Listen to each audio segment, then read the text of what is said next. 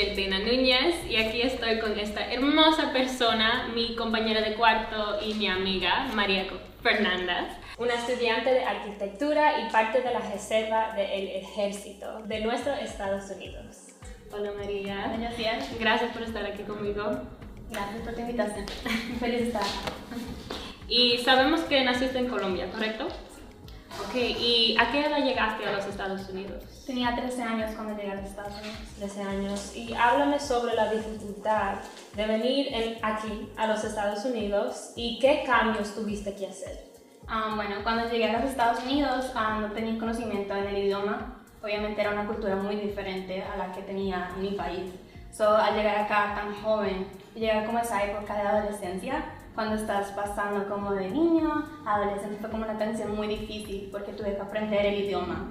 Adaptarme a nueva cultura, a nuevo idioma fue algo difícil, pero aprendí con el tiempo y me acostumbré y muy afortunada de estar acá.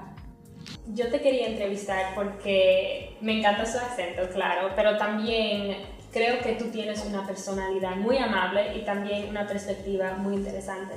Y sé que puedes inspirar a muchas personas, yo incluida. Y nos dijiste que tienes 24 años, ¿correcto? Correcto. ¿Cuáles de los títulos que han tomado han sido los más influyentes en quién tú eres hoy? Yo creo que diferentes perspectivas de todos los roles que tengo en mi vida me han convertido en la persona que soy hoy en día. Como yo soy la colección de todas esas experiencias de vida, yo diría que la más impactante realmente fue cuando me moví a este país y cuando me convertí en soldado y todo el proceso de esa evolución, de cuando me entré y tomé la decisión de entrarme al ejército siendo la primera en mi familia, siendo mujer en una rama tan dominante por hombres. Entonces fue muy impactante ese momento en que dije, bueno, voy a tomar esta decisión y sin saberlo, sin saber como que no era algo que yo tenía enseñado en mi vida, jamás de ponerme el uniforme y ir a un entrenamiento tan físicamente demandante, pero emocional y mentalmente mucho más. Porque cuando me uní al ejército decidí, voy a ir a entrenar, yo no voy a ir allá a pretender que sé qué va a pasar, ¿no? Entonces literalmente me entrené físicamente, pero jamás imaginé que mental y emocionalmente iba a ser tan demandante. Esa fue la sorpresa cuando llegué allá. Y hablando de tu carrera militar, ¿qué luchas pasaste en el ejército siendo mujer? Ok, como te mencionaba anteriormente, somos una minoría en el ejército. Antes no era común que una mujer se uniera al ejército porque era muy físicamente demandante. Entonces, los hombres cuando se meten al ejército no tienen que probar nada. Ellos llegan allá, se ponen su uniforme, ejercicio y listo, sale. Pero cuando eres mujer, los hombres te miran y te dicen como que no creo que seas capaz de llegar y pasar todo el entrenamiento que tienes que pasar por lo físicamente demandante que es. En el ejército, que seas mujer no significa que te van a tratar con más amor y respeto, no. Tu expectativa es ser soldado, no mujer-hombre, te tratan igual. Por eso yo quería prepararme físicamente para llegar allá. Y muchas de las mujeres, éramos 10 mujeres en un grupo de 50 hombres. Y los hombres siempre eran como que a ver si puedo llegar allá. Y muchas de mis compañeras no lograron llegar a ese punto. Entonces más me animaba a decir, no, yo estoy aquí no solo representando a una latina, estoy representando a lo que somos las mujeres. Y muchas de mis sargentos o lieutenants son gran admiración para llegar a ese punto de yo voy a llegar a ese nivel algún día como soldado, como mujer, como inspiración para otras que quieren algún día hacerlo. Gracias. ¿Cuál es un dicho que tú te decías cuando estaba entrenando o cuando la estabas pasando mal en el ejército? ¿Y cómo te persigue este dicho hoy en día? Cuando yo me uní al ejército tenía 19 años. Era la primera vez que salía de casa. Era la primera vez que no estaba con mi familia, con mi mamá, con mi hermano. Entonces fue un reto bien grande. Y yo siempre he dicho a mi mamá, es mi inspiración y mi pilar más grande. Y muy orgullosa de ella. Entonces lo que yo me decía a mí misma es, me iban a dar una llamada porque no teníamos comunicación con el mundo exterior. Era como que los que estamos ahí, los sargentos que nos están gritando, entrenando todos los días y no más. Ese premio de poder llamar a casa era mi más gran inspiración. Cuando yo tenía que correr 2 millas en 10 minutos, 15 minutos, cuando yo tenía que hacer 60 push-ups en 2 minutos para poder solo llamar a casa, mi inspiración más grande, yo me decía, por mi familia, lo que sea, y ahí llego. Mi mayor inspiración es por mi familia, hago lo que sea y mis grandes logros van a ser gracias a ellos y por ellos. Y hoy en día estudio arquitectura y creo que el ejército me entrenó muy bien porque no duermo gracias a la arquitectura. No, yo tampoco duermo. los niveles de estrés son altos, el ejército me ha entrenado tan bien para llegar a decir como que por mi familia sigo estudiando para llegar a ser alguien en la vida. Por mi familia, por mi mamá, por mi hermano, quiero salir adelante, por las futuras generaciones que yo voy a tener en un futuro, para cambiar como esa fantasía de no soy suficiente, no, sí lo soy. Por ser mujer, por ser soldado, por ser arquitecta, algún día sigo adelante. ¿Qué es uno de los objetivos que tienes cuando obtienes tu título o tu licencia? Quiero poder algún día abrir mi firma de arquitectura. El que está metido en ese rollo de arquitectura sabe muy bien que toma años de experiencia, de carrera, un aprendizaje que lleva mucha evolución. No solo que me gradué y ya tengo el título y aquí no.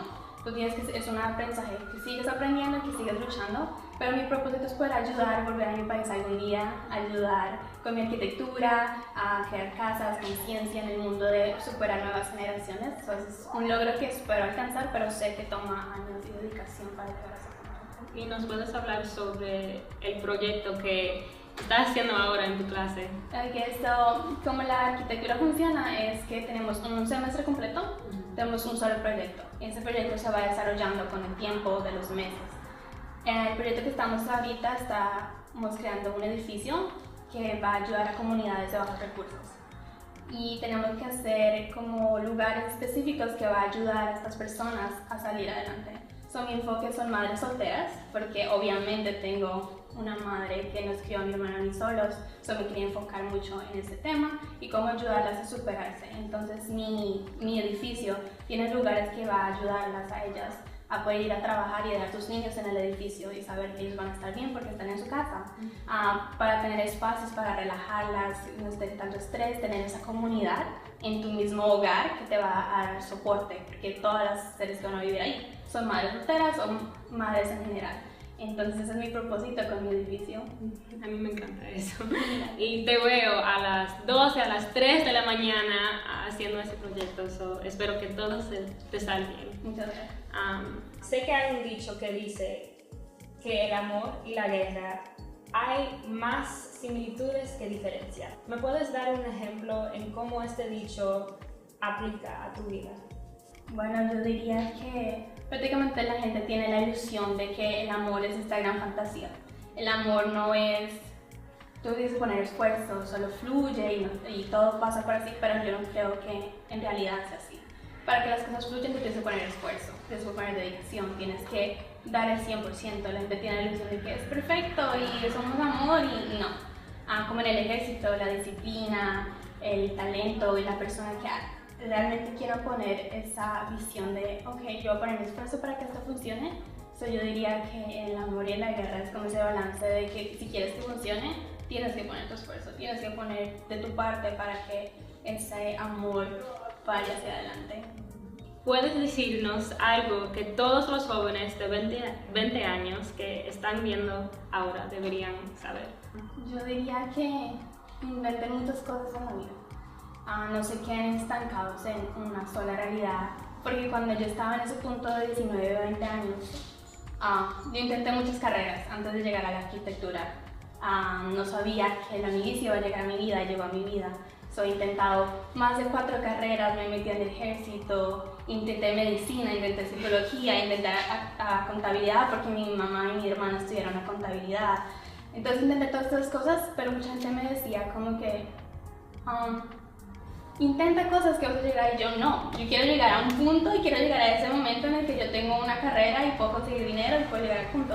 Pero la gente tiene tanta prisa que no aprovechan ese momento y no se dan cuenta de que pueden apreciar el futuro y el proceso que están pasando, porque tienen tanta prisa de vivir la vida. Yo le digo a la gente que tiene tanta prisa de vivir la vida, aprovecha esas etapas que vas pasando hasta que llegues a ese punto. Intenten cosas buenas, rodéense de gente que los van a ayudar a crecer. No se rodeen de gente que de verdad los van a poner piso, no, porque tú quieres ser mejor persona, ser mejor versión. Ese es mi consejo, intenten cosas, pero en un buen sentido y salgan adelante. Gracias María por estar aquí conmigo, lo agradezco mucho. Gracias, Jessica. Gracias.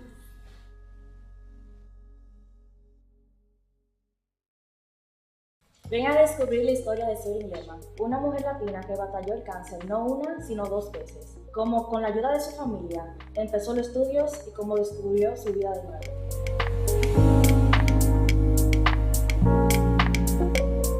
Hola, soy Helmin Zambrano y soy estudiante de CUNY y hoy estoy aquí acompañada de mi amiga Sweeting Lema. Buenas tardes. Y hoy vamos a hablar sobre venciendo obstáculos y de su batalla contra el cáncer. Primeramente, Sweeting, dinos tu nombre, tu edad y dónde creciste. Me llamo Sweeting Lema y yo tengo 18 años y yo crecí en Brooklyn, New York. ¿Y tu familia es de aquí o es de dónde es tu familia? Mi familia es de Ecuador. Y primeramente, durante toda tu vida has vivido una vida muy estable y sé que hay un obstáculo que tuviste que conquistar durante tu vida. Primeramente, ¿cómo descubriste que tenías cáncer? Bueno, yo era en el verano del 2020, era como la pandemia y cuando yo empecé a sentirme un poco como mal, yo salí contigo, nos salimos a comprar unas cosas. Cuando fui caminando, regresando a la casa, como que ya me sentía muy mal y como que yo siempre hago bromas y pensamos, bueno, yo también pensé que era como que todos pensaban que era una broma. Poco a poco me empezó a desmayar y que ahí me sentí como que algo está pasando y me llevaron a la clínica y ahí me transfirieron a un hospital y me dijeron que tuve leucemia. ¿Y puedes explicar qué es la leucemia para los que no conocen? Leucemia es un tipo de cáncer en la sangre. ¿Y cómo te sentiste en el momento que te dieron el diagnóstico? Bueno, yo pensé que era como un sueño, no pensé que era como que real y o sea que pensé que todo esto como que como que no es algo que está pasando ahorita. Cuando me tuvo la mano la doctora y me dijo a mí que es leucemia y que tienes que hacer tratamiento, como que yo empecé a llorar, pero me dije a mí mismo, no, tienes que ser fuerte y no solo por ti mismo, pero por tu hermano y tu mamá. Cuéntanos más del tipo de tratamiento que hiciste y el puerto de quimioterapia que traes aquí.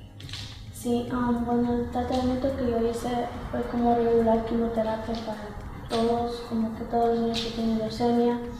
Y me pusieron este puerto que tengo aquí y como que eso más para mí fue algo como que dolió mucho, poniéndolo adentro como que fue muy agotante y dolió, pero la quimioterapia fue muy intensa para mí.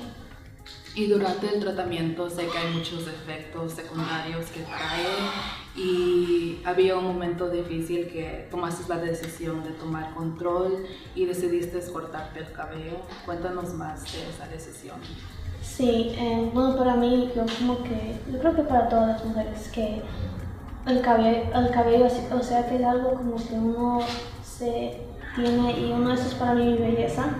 Y como que yo no a mí no me importaba la cara, nada, lo que más me importaba era mi cabello y como que siempre lo hacía o lo peinaba y era como que mi belleza.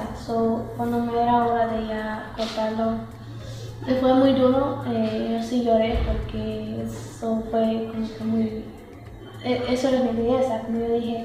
Para mí también me fue como alivio porque era como me picaba mucho el cabello, me hacía como que feo o me dolía la cabeza. Ya cuando quité, ya dije que ya por fin me quité, ya está bien. ¿Y cuánto tiempo duró tu batalla contra el cáncer? Bueno, la primera vez, que bastantes veces que lo hice, fue 9 meses, tuve como casi un año creo, y tuve que parar con eso. Y durante todo este tiempo estabas en el hospital y ya te dieron de alta. ¿Cómo fue la transición de estar en el hospital a volver a casa?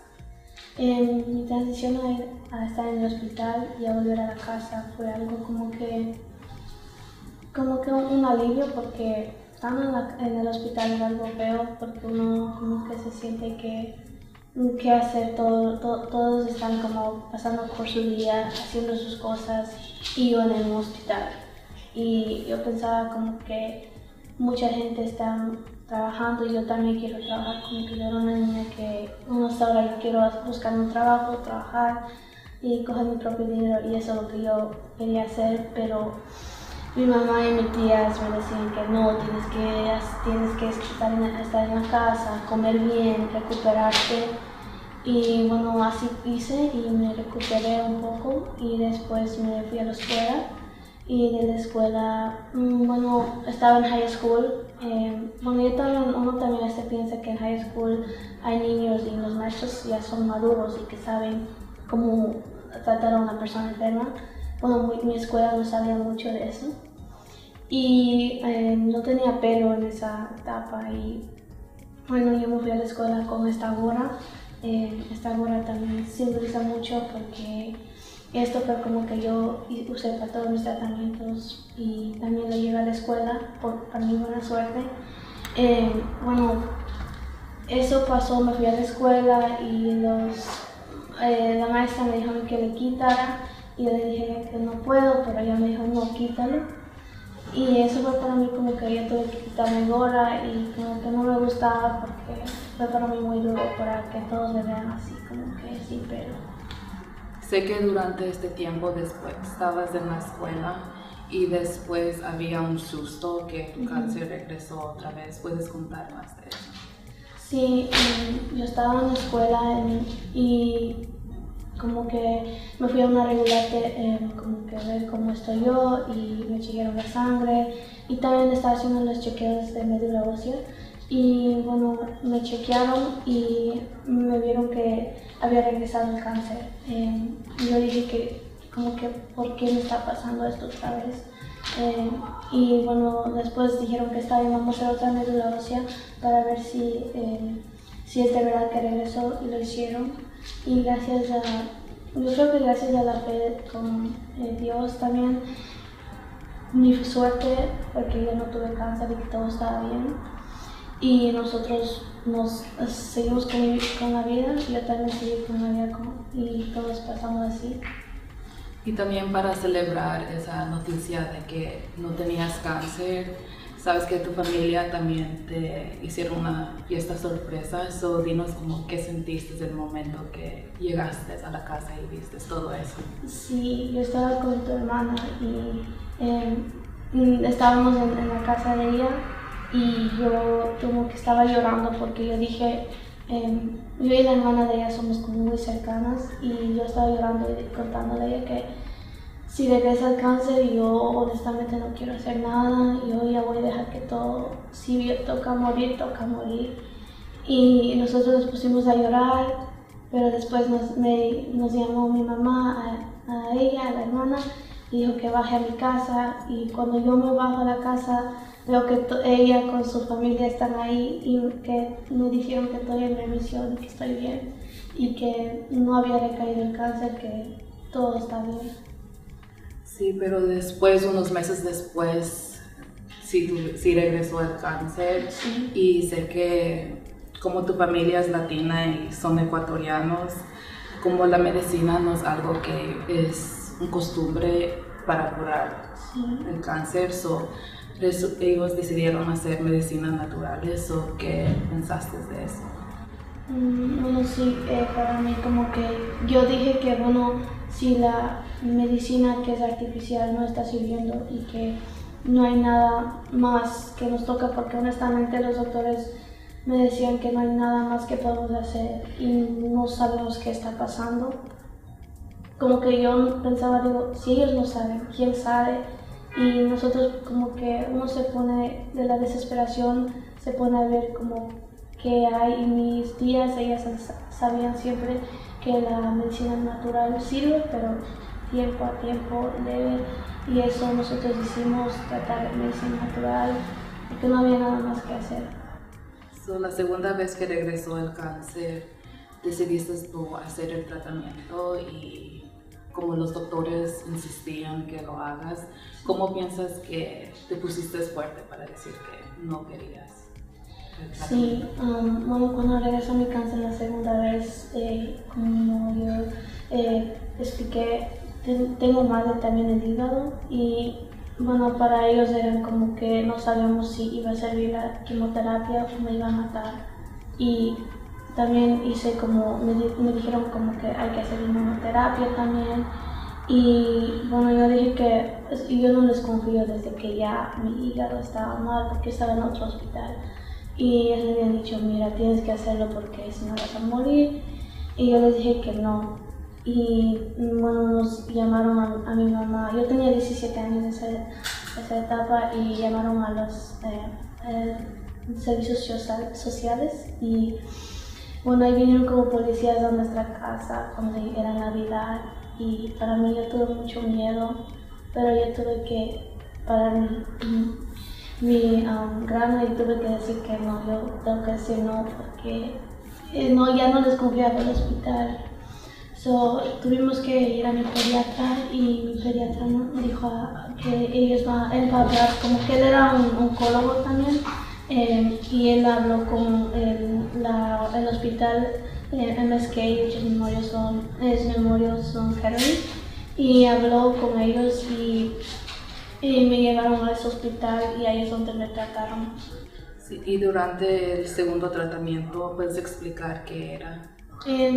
Bueno, en el segundo tratamiento hicimos CAR T Cell Therapy. Es un tipo de terapia donde básicamente cogen tus células blancas y como que le recargan o lo hacen como un tipo, le ponen lentes, me explicó mi doctor, y eso me lo regresan a mi cuerpo y eso es como un tipo de cura, creo. Durante el tiempo en el hospital, ¿qué hiciste para pasar el tiempo, para mantenerte positiva y felizmente? Bueno, en el tiempo del hospital era como que abril y marzo y ahí salió un nuevo álbum de mi favorita artista, que es Karol G. Y también hice como una pintura del álbum de ella y esta es la pintura que yo hice. De ella y como que para mí ella me inspiró mucho, como dice a donde ella que mañana será bonito y yo siempre pensaba, digo, mañana va a ser un mejor día. Sí, eso era como tu quote de la vida también. También pudiste ir a su concierto. Sí, pude ir a su concierto y como que ahí, yo siempre digo a mis amigos que yo creo que ese concierto me curó del cáncer. Durante todo este tiempo también estabas haciendo high school en línea, sí. Y sí te pudiste graduar, pero no pudiste ir al colegio por todas las cosas que estaban pasando. ¿Cuáles son tus planes ahora? Bueno, mis planes ahora son ir a la universidad y me espero que una buena universidad me acepte y para irme a estudiar medicina. Quisiera yo ayudar como a otros niños también que están pasando con cáncer porque es algo muy duro pasar por eso. Yo no espero que nadie pase por eso, pero las cosas pasan y yo creo que por eso algunas veces las cosas pasan y nosotros hay que coger esas cosas y hacerlo como un regalo y como que saber cómo seguir adelante con eso. Y cuéntanos del estado de salud que tienes hoy en día. Bueno, la terapia que hice yo hace unos meses me sirvió y estaba bien por unos 4 meses. Bueno, algo regresó que tenía, no es el cáncer, pero es las células que no debían regresar. Me quisieron hacer una trasplante de médula ósea, pero no pueden hacerlo por mi hígado.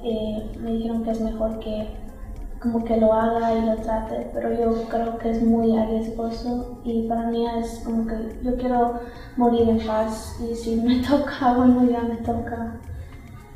Y durante todo este tiempo también recibiste el apoyo de tu familia y tus amigos. ¿Cómo crees que ese apoyo te sirvió durante todo este tiempo? Para mí me sirvió mucho, especialmente con mi hermano y mi mamá y y ustedes, familia, han sido muy como que bien abiertos conmigo, como me han tratado como una hermana. Gracias a eso como que yo creo que me siento más como que una persona que no tenía cáncer nunca. Y mi mamá y mi hermana nunca me han tratado diferente. Siempre ha sido nosotros tres y yo creo que gracias a él y mi mamá estoy aquí. Y durante todo este tiempo eras muy fuerte, ¿qué piensas que aprendiste de ti misma durante todo este proceso? He aprendido que yo puedo hacer muchas cosas y que nunca dejarme como que dar por vencido, porque a mí muchas veces me han dicho los doctores que no voy a poder vivir en estos días y como que no voy a seguir adelante. Pero yo creo que después de 4 años de estar así con esta enfermedad, he llegado a tanto y he hecho tanto. Yo creo que sí pude y que yo creo que todos pueden, no solo yo. Y hay que uno como que ser fuerte y que yo soy muy fuerte al final. Y para terminar, ¿qué consejos le darías a otros jóvenes que están enfrentando un diagnóstico similar como el tuyo? Bueno, que sean fuertes y que nunca basan en lo que otros digan, basan en lo que tu mentalidad diga y tenga mucha fe en ti mismo. No pienses en lo que otras personas te tienen que decir porque sois muy fuerte. Bueno, muchas gracias por compartir tu historia con nosotros hoy y sepas que estoy muy orgullosa de ti también. Gracias.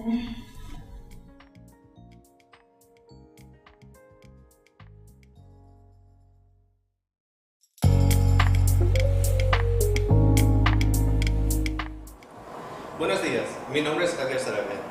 Soy un estudiante aquí en CUNY y les invito a escuchar una entrevista sobre el contraste de la naturaleza en el país sudamericano Colombia y los Estados Unidos.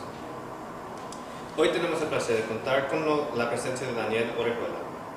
Daniel también es un estudiante en la City University de Nueva York y un ciudadano estadounidense de primera generación.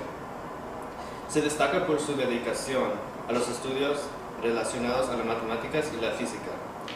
Debido a la naturaleza exigente de su disciplina, invierte la mayor parte de su tiempo a sus estudios y su planificación en futuro académico en el nivel posgrado. Ahora, quiero presentarles a otra persona fascinante que nos acompaña ahora. Tenemos el honor de tener con nosotros a John Orejuela. John nació y creció en Colombia, donde tuvo enfrentamientos con FARC, conocidos como las Fuerzas Armadas Revolucionarias de Colombia. John emigró a los Estados Unidos alrededor del año 2001. Desde su llegada a este país, John pasó por muchas diversas experiencias, trabajando en empleos diversos, incluyendo el Parque Nacional Yellowstone. Hoy en día es parte de la industria taxista. Su historia es un testimonio de perseverancia y determinación, demostrando que con esfuerzo y dedicación se pueden superar todos los desafíos y retos de la vida. Mi nombre es Daniel Orejuela y yo soy el hijo de mi papá, John Freddy Orejuela. Él es descendencia de Colombia y yo quiero preguntarte de su experiencia como de la ecología y la naturaleza de Colombia y de Estados Unidos, porque yo sé que tú me has decidido historias o me has contado historias sobre Yellowstone, un parque nacional, pero también esa cicatriz que tienes en su brazo. ¿Me puedes empezar contando esa historia, cómo lo tienes? Ya. Bueno, en Colombia yo nací en una ciudad, pero mi mamá es del campo, o sea, que tengo tíos y primos que viven todavía en el campo. Y cuando tenía como unos 12 años fue la primera vez que fui a visitarlos. Y en Colombia todavía había árboles silvestres, o sea, que nadie los siembra, sino que crecen en la mitad del camino. Habría que caminar por ahí unas 4 o 5 horas para encontrarlos y tenía un fruto dulce. Yo recuerdo que mi mamá me decía que no me subiera porque no tenía experiencia de vivir en el campo, como ella. Sí. Entonces yo me subí de todas maneras al árbol, tendría por ahí unos, qué sé yo, unos 10, 20 pies, como 40. Y como no tenía experiencia, pues de todos modos me caí, intentando atrapar, o sea, abrazar el tronco. Me hice una cicatriz que todavía la tengo, como 40 años después y todavía está ahí. ¿Y para qué? ¿Para el dulcecito, como las frutas son como que deliciosos o como...? Son como una ciruela, como te digo, es un fruto silvestre. O sea, el árbol no da si lo quieras sembrar. O sea, él solo crece donde quiera. Y usualmente crece lejos de la civilización. Entonces hay que caminar como 4 o 5 horas buscándolo. Uy. ¿Y caminaste eso 4 o 5 horas? Oh, sí, en ese entonces estaban como las fincas de mis primos y ellos para ir de una ciudad a otra se atravesaban esas fincas. O sea, no tenían la conciencia así como que para ir de un sitio a otro tú coges una autopista, una carretera, sino que tú simplemente atraviesas las casas de los demás vecinos y nadie te dice nada. Entonces esa era la idea. Y había demasiadas zonas que no hay nada, o sea, hay río, bosque y demás. ¿Y qué más de cuando estabas subiéndose del árbol, cómo se caía? Oh, ya. ¿Cómo Bueno, fue? yo creo que fue como Porque... la primera experiencia como cerca a la muerte, porque cuando tú caes, yo me imagino que cualquier persona que se haya caído de un andamio, de un edificio o algo así, pueden ser como 3 o 4 segundos, y para todo el mundo es muy rápido, pero para el que se está cayendo el tiempo es muy lento. O sea, tú tienes tiempo como de reflexionar, de hacer de todo, y de acordarte, como las cosas que te dijeron. Estabas pensando de toda su vida, como esos momentos. Toda tu vida pasa como al frente de eso, y bueno, la manera en que me salvé fue que en la parte de abajo de estos árboles, como crecen de manera silvestre, hay cañas, cañaduzales. Entonces una de esas cañas se me metió por en medio de la camisa y me terminé colgado aquí, como unos 2 metros de la tierra, colgado aquí así y raspado por todos lados. Entonces cuando mis primos fueron a rescatarme, lo primero que tuvieron que hacer fue como cortar la caña para yo poder desenredarme. Y tenía la espalda toda pelada porque varias cañas intentaron meter ahí. Pero qué buena suerte, porque ¿qué iba a pasar si la caña te fue por dentro? Como... bueno, si la caña no se mete en la camisa y yo quedo colgado, yo creo que me hubiera partido las piernas por lo menos. De pronto no me hubiera matado, pero sí me hubiera partido las rodillas por lo menos. Bueno, y pues tú ya dijiste que era como 20 o 40 pies. No, los árboles son, sí, más o menos, en metros serían como unos 6 metros, en pies serían como unos 20 pies, unos 20, 30 pies. O sea, siempre hay tiempo, pero como te digo, cuando uno ve a una persona caer, esos son 3 segundos. Pero el que está cayendo, para él son unos horas, años, son horas, pensando de todo lo que ha pasado de tu vida. Pensando sobre todo en el impacto. Entonces, cuando yo vi que algo me devolvió, o sea, es como el contraste, sí, era un cañaduzal que se me había metido por la camiseta. Afortunadamente tenía camisa. ¿Y qué dijiste a su mamá cuando ella preguntó, ay, ¿qué pasó? ¿Por qué estás así de roto? Bueno, lo irónico fue que nos pusimos de acuerdo entre todos los primos de no decir nada. O sea, de ocultar las cicatrices y entrar rápido para que nadie se diera cuenta. Entonces, cuando preguntaban, ¿cómo les fue tal? Entonces nosotros traíamos los frutos, que eran como en bolsas. Pero teníamos un primo que tenía como unos 3 años. Y él llegó de primero y lo que dijo fue, John no se cayó. Y claro, todo el mundo mismo preguntó. ¿Cómo se cayó? Era muy obvio, sí, era muy obvio. Entonces ya empezaron a chequear y todo. Y ahí lo encontraron. Sí. O sea, cuando vayan a hacer pilatones no lleven niños pequeños porque ellos no son capaces de mentir. Obvio. Y después de esa caída, ¿qué era la próxima como historia de...? Porque me dijiste una historia sobre ELN, pues como...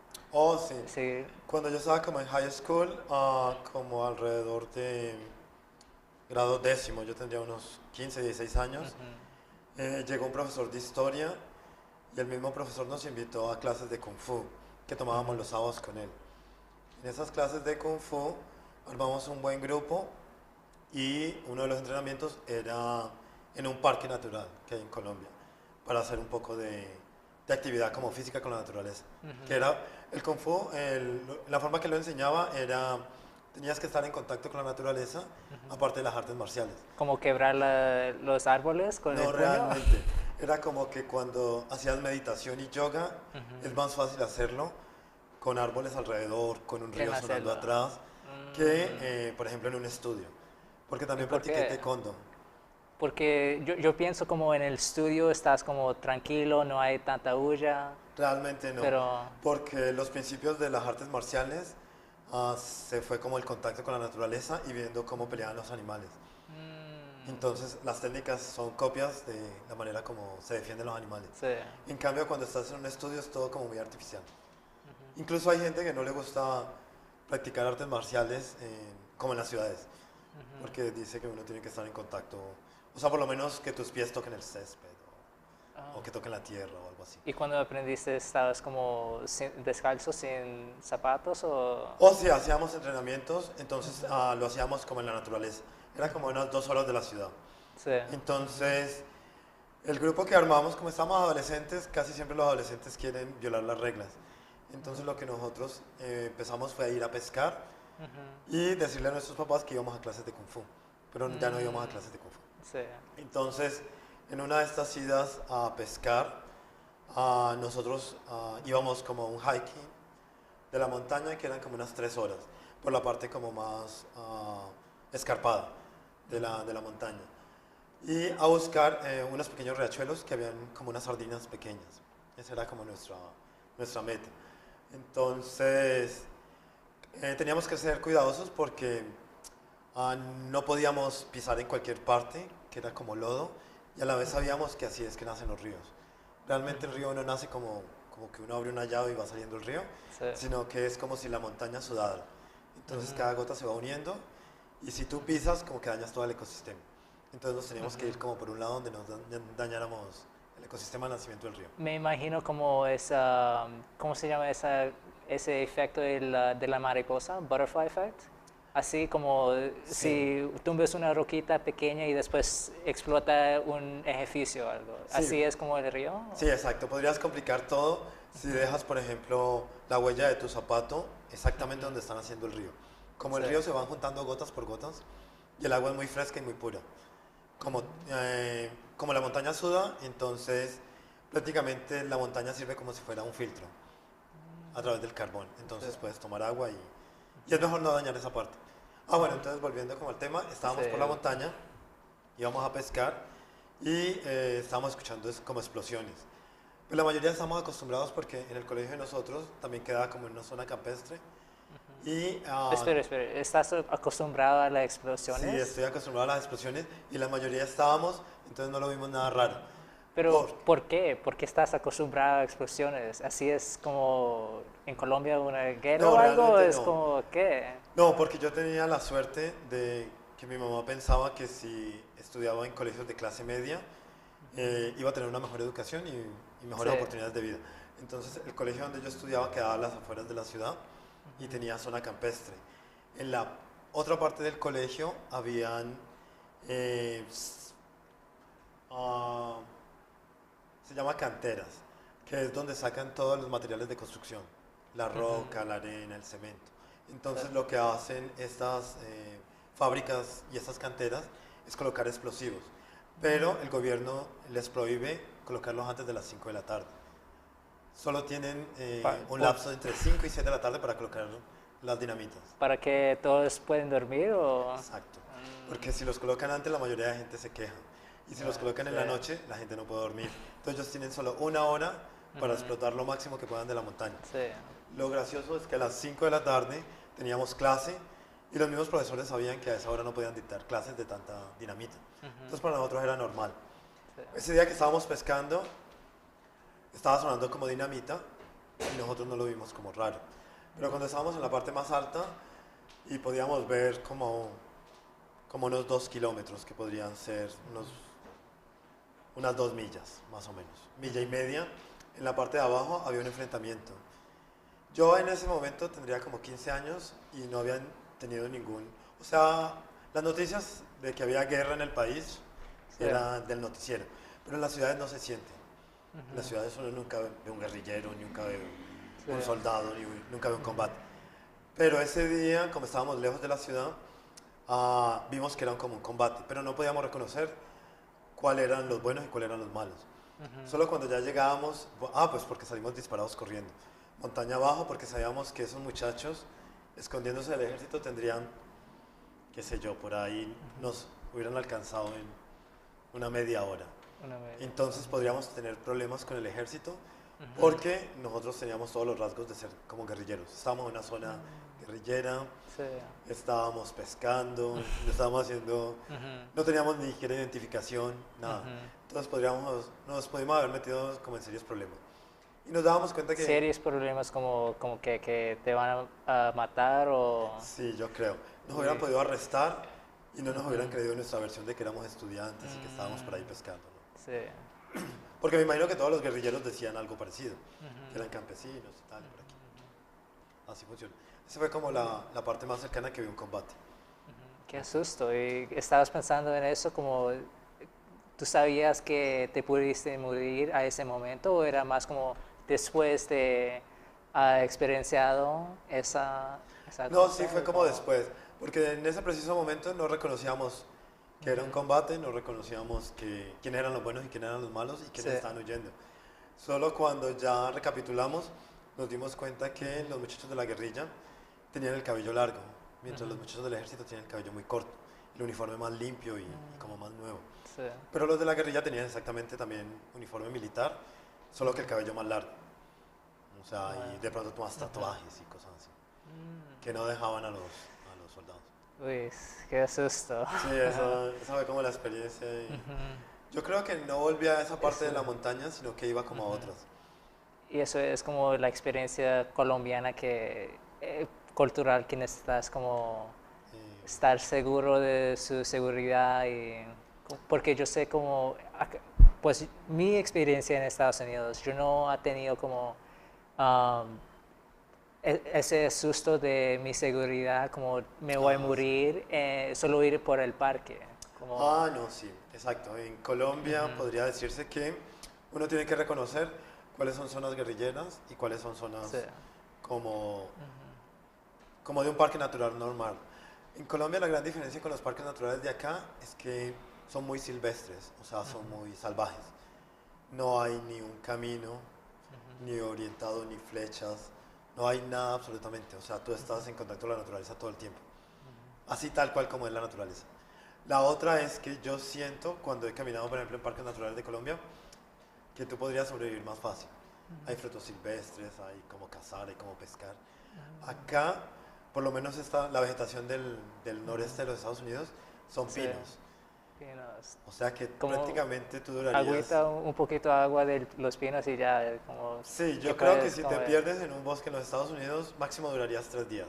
Te mueres de hambre, no hay nada que comer. O sea, tendrías que buscar civilización como sea. Bueno, acá por eso hay tantas señales y tantos guardabosques y todo. En Colombia creo que a nadie le importa. ¿En Yellowstone es diferente? O porque yo he leído que Yellowstone es como este gran parque nacional de Estados Unidos, que todo es como, está regulado, pero es más como naturaleza. Oh, sí. Bueno, cuando fuimos a Yellowstone habían como 4 mini ciudades dentro del parque, que es donde llegan los turistas, y en esa zona nos movíamos. La parte bien salvaje de Yellowstone, donde están los científicos, no, uno nunca va para esa parte. Ahí te podrías perder y ahí te podrías morir de hambre. Yo creo que no hay forma ni de cazar. Sí, en máximo 3 días sobrevives. No, sí, no hay forma de cazar. ¿No hay como pececitos para pescar o cualquiera? No, yo creo que es como muy difícil. Las técnicas de supervivencia no servirían en un parque como de ese tipo de vegetación. Como perderse en Alaska. Creo que hay una novela de uno de los autores norteamericanos, no me acuerdo, que es sobre Into the Wild. Into the Wild. Sí. ¿Está en Netflix o algo? Pues yo no sé si tiene película, pero me leí el libro y es Into the Wild. Es de un muchacho que intenta como sobrevivir como perderse en la naturaleza y termina muriendo. Uno de esos, ¿Sí? ¿Lo has leído? Lo has escuchado como uno de esos libros, sí, más o menos. Sí, cuando llega la primavera, él no calcula que la nieve se derrite y ya no puede cruzar el río. Entonces prácticamente lo que él pensó que era alejarse de la naturaleza terminó siendo como un suicidio. Pues. No premeditado. Pues sí, obvio, pero mejor volviendo a Yellowstone otra vez, yo quería hablar como de la diferencia cultural, de como que hay la gente y los bisones. ¿Me dijiste una historia de los bisons? ¿Cómo se dice eso?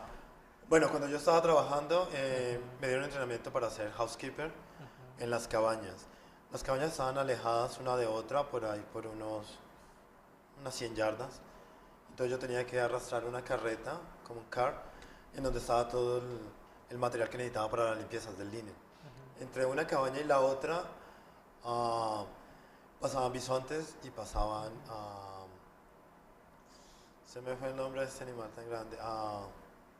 ¿El como moose? elk. Elk. Sí. Ah, Ese animal, yo creo que fácil son 10 pies. Entonces, al principio era como, bueno, pensaba que te iban a atacar todo el tiempo, o sea, porque... sí, porque son un mongo. Sí, creo que hay una canción que se llama Mirada de Búfalo, porque realmente ellos te miran como si te fueran a atacar. Realmente no te van a atacar, Sí. pero te miran como si ya estuvieran para embestir.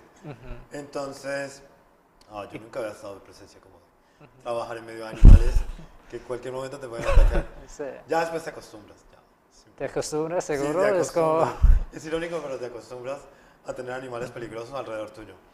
Pero ha sido un evento o algo que pasó como un accidente que atacó a un humano o está así como... Pues, bueno, algo que me gusta de los parques naturales de acá es que como son tan organizados, todos los días, creo tipo 6, 7 de la tarde, los park rangers invitaban a la gente a conferencias, o sea, no conferencias, sino que charlas con ellos, donde te daban instrucciones y te daban como un reporte de lo que había pasado en el parque. Entonces, una de las cosas que siempre decían era, no juegues con este tipo de animales. O sea, trátalos como si no estuvieran ahí, pero ellos en algún momento pueden sentirse intimidados. Yo nunca escuché de un ataque de un bisonte a uno de los turistas, pero pues mejor Algún no. día, sí, algún mejor, día va a mejor pasar, no tomar tu... sí. Sí. Creo que ahora que en ese entonces no habían teléfonos celulares ni había cámaras, pero ahora que hay tantas cámaras, creo que vi en las noticias que los muchachos más jóvenes intentan tomarse fotos con animales salvajes bien cerca. Y después hay un accidente. En algún obvio, momento pues, va a pasar un accidente, sí, sí. porque no. Sí. Hay,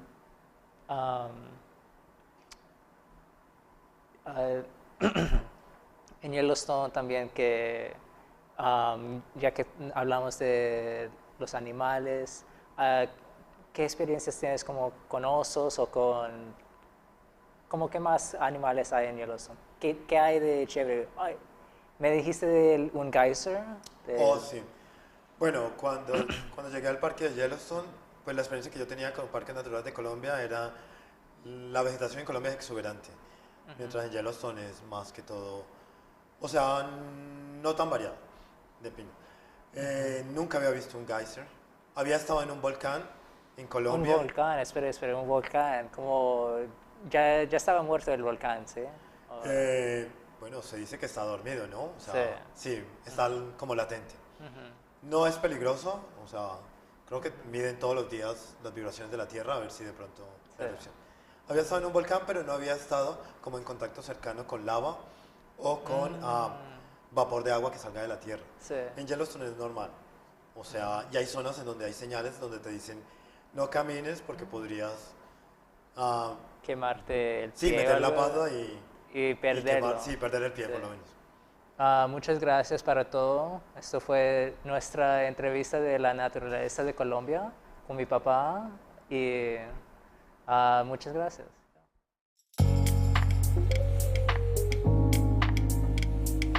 Hola, mi nombre es Mayra, una estudiante de CUNY.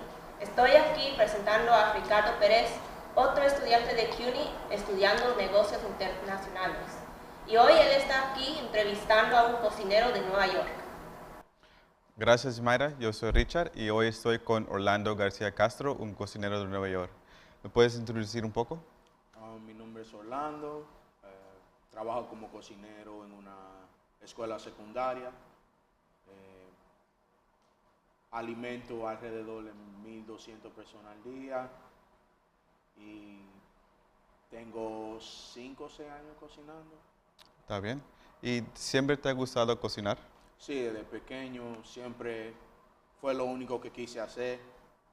Intenté otra carrera en la universidad y en realidad no le tomé mucho aprecio, seguí persiguiendo lo que quería hacer y me entré a la cocina. Está bien. ¿Y cuál fue el primer plato que te recuerdas bien?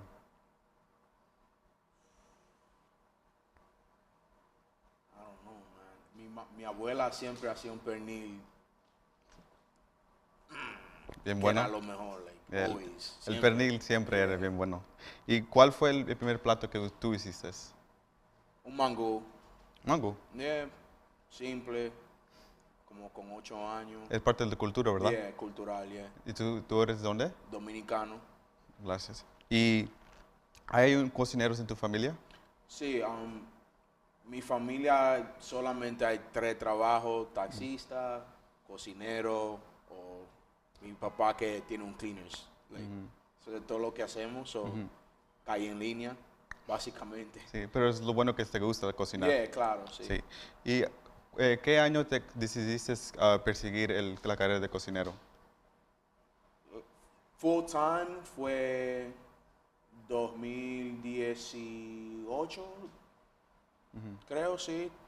Tomé mi primer trabajo en una barra y comencé de mesero, aprendí poco de bartender, pero en realidad no era cocina. Y en el 2019 entré en un trabajo como un food pantry durante la pandemia, 2020, perdón. Y ahí comencé dándole comida a personas en la comunidad y se abrió una oportunidad en la cocina y decidí entrar ahí. Y desde ese momento hasta el día de hoy estoy cocinando. ¿Y tienes un certificado de cocina o no? Sí, obtuve mi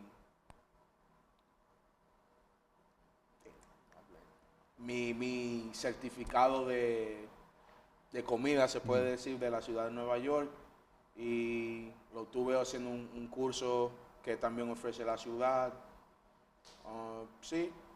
¿Y cómo se llama ese curso? Se llama First Course y básicamente tú aplicas con interés de cocinar y ellos te dan todos los entrenamientos básicos que tú vas a necesitar para trabajar en un restaurante. ¿Y cuántas semanas estabas ahí? Duré, creo que fueron 16 y después como un internamiento en un restaurante de 8 semanas.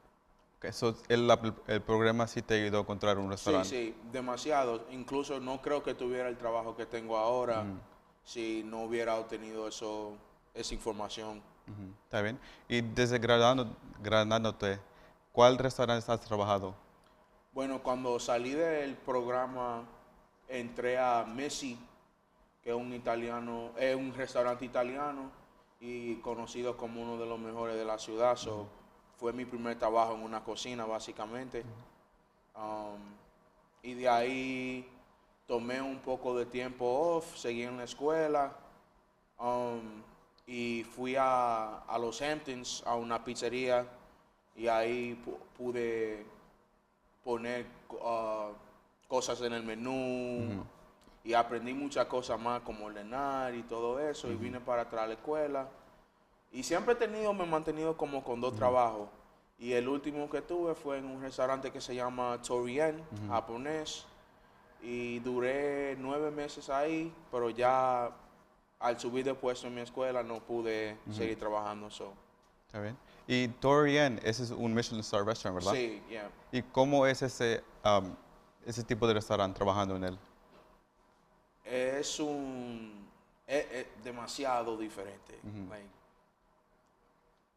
Es un nivel de servicio incomparable, pero toma mucha energía. Ya el tiempo que yo llegaba a trabajar a Torien, ya yo había trabajado 8 o 9 horas en la escuela, y era mucha energía de tú sonreír y darle un servicio bueno a una persona sabiendo que tú no tienes la energía de darlo,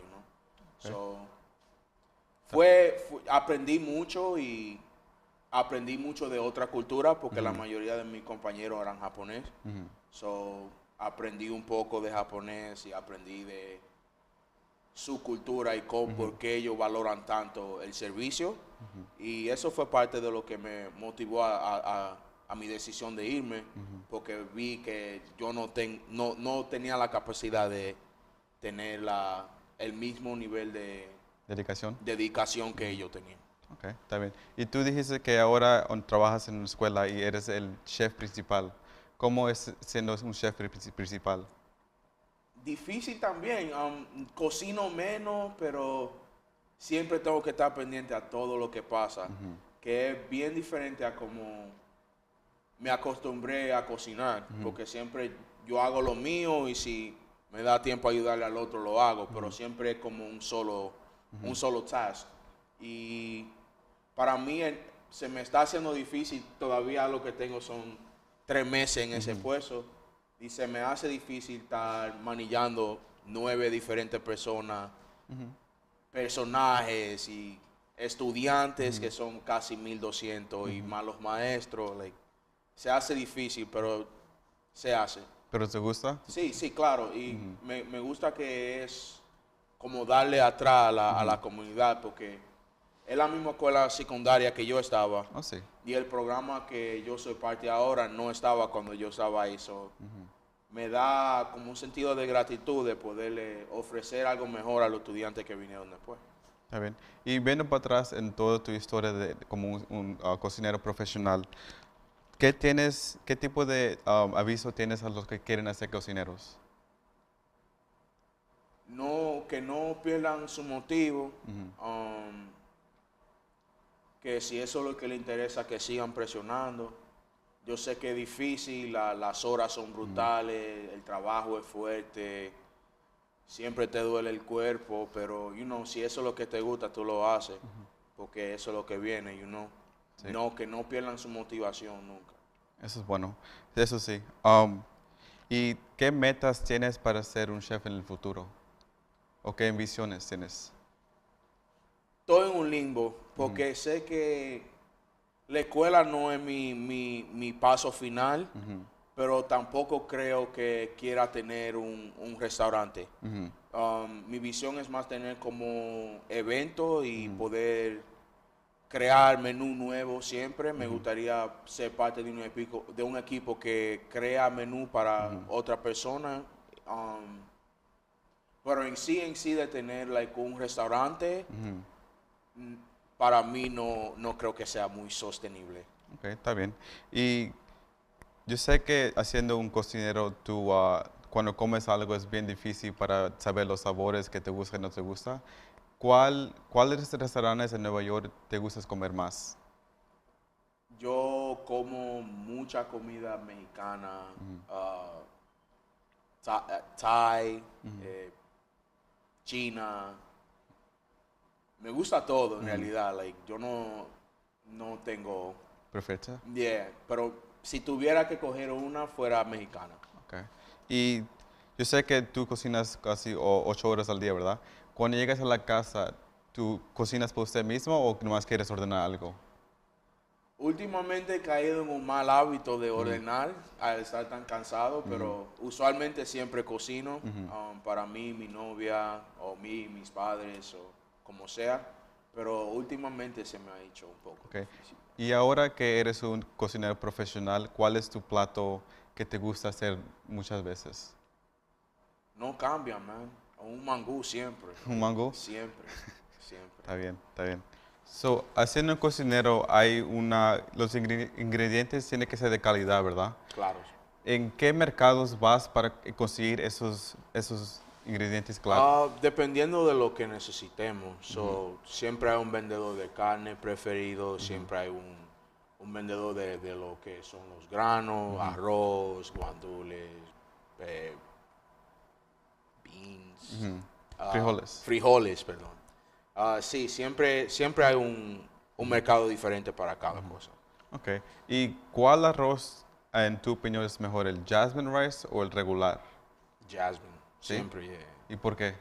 I don't know, el aroma, el sabor es diferente a un canilla o... Está bien. Y yo sé que cada cocinero tiene su sazón preferido. ¿Cuál es el tuyo o si lo haces usted mismo? Yo creo que todo tiene diferente sazón, pero creo que algo que es esencial en toda comida es ajo. No creo que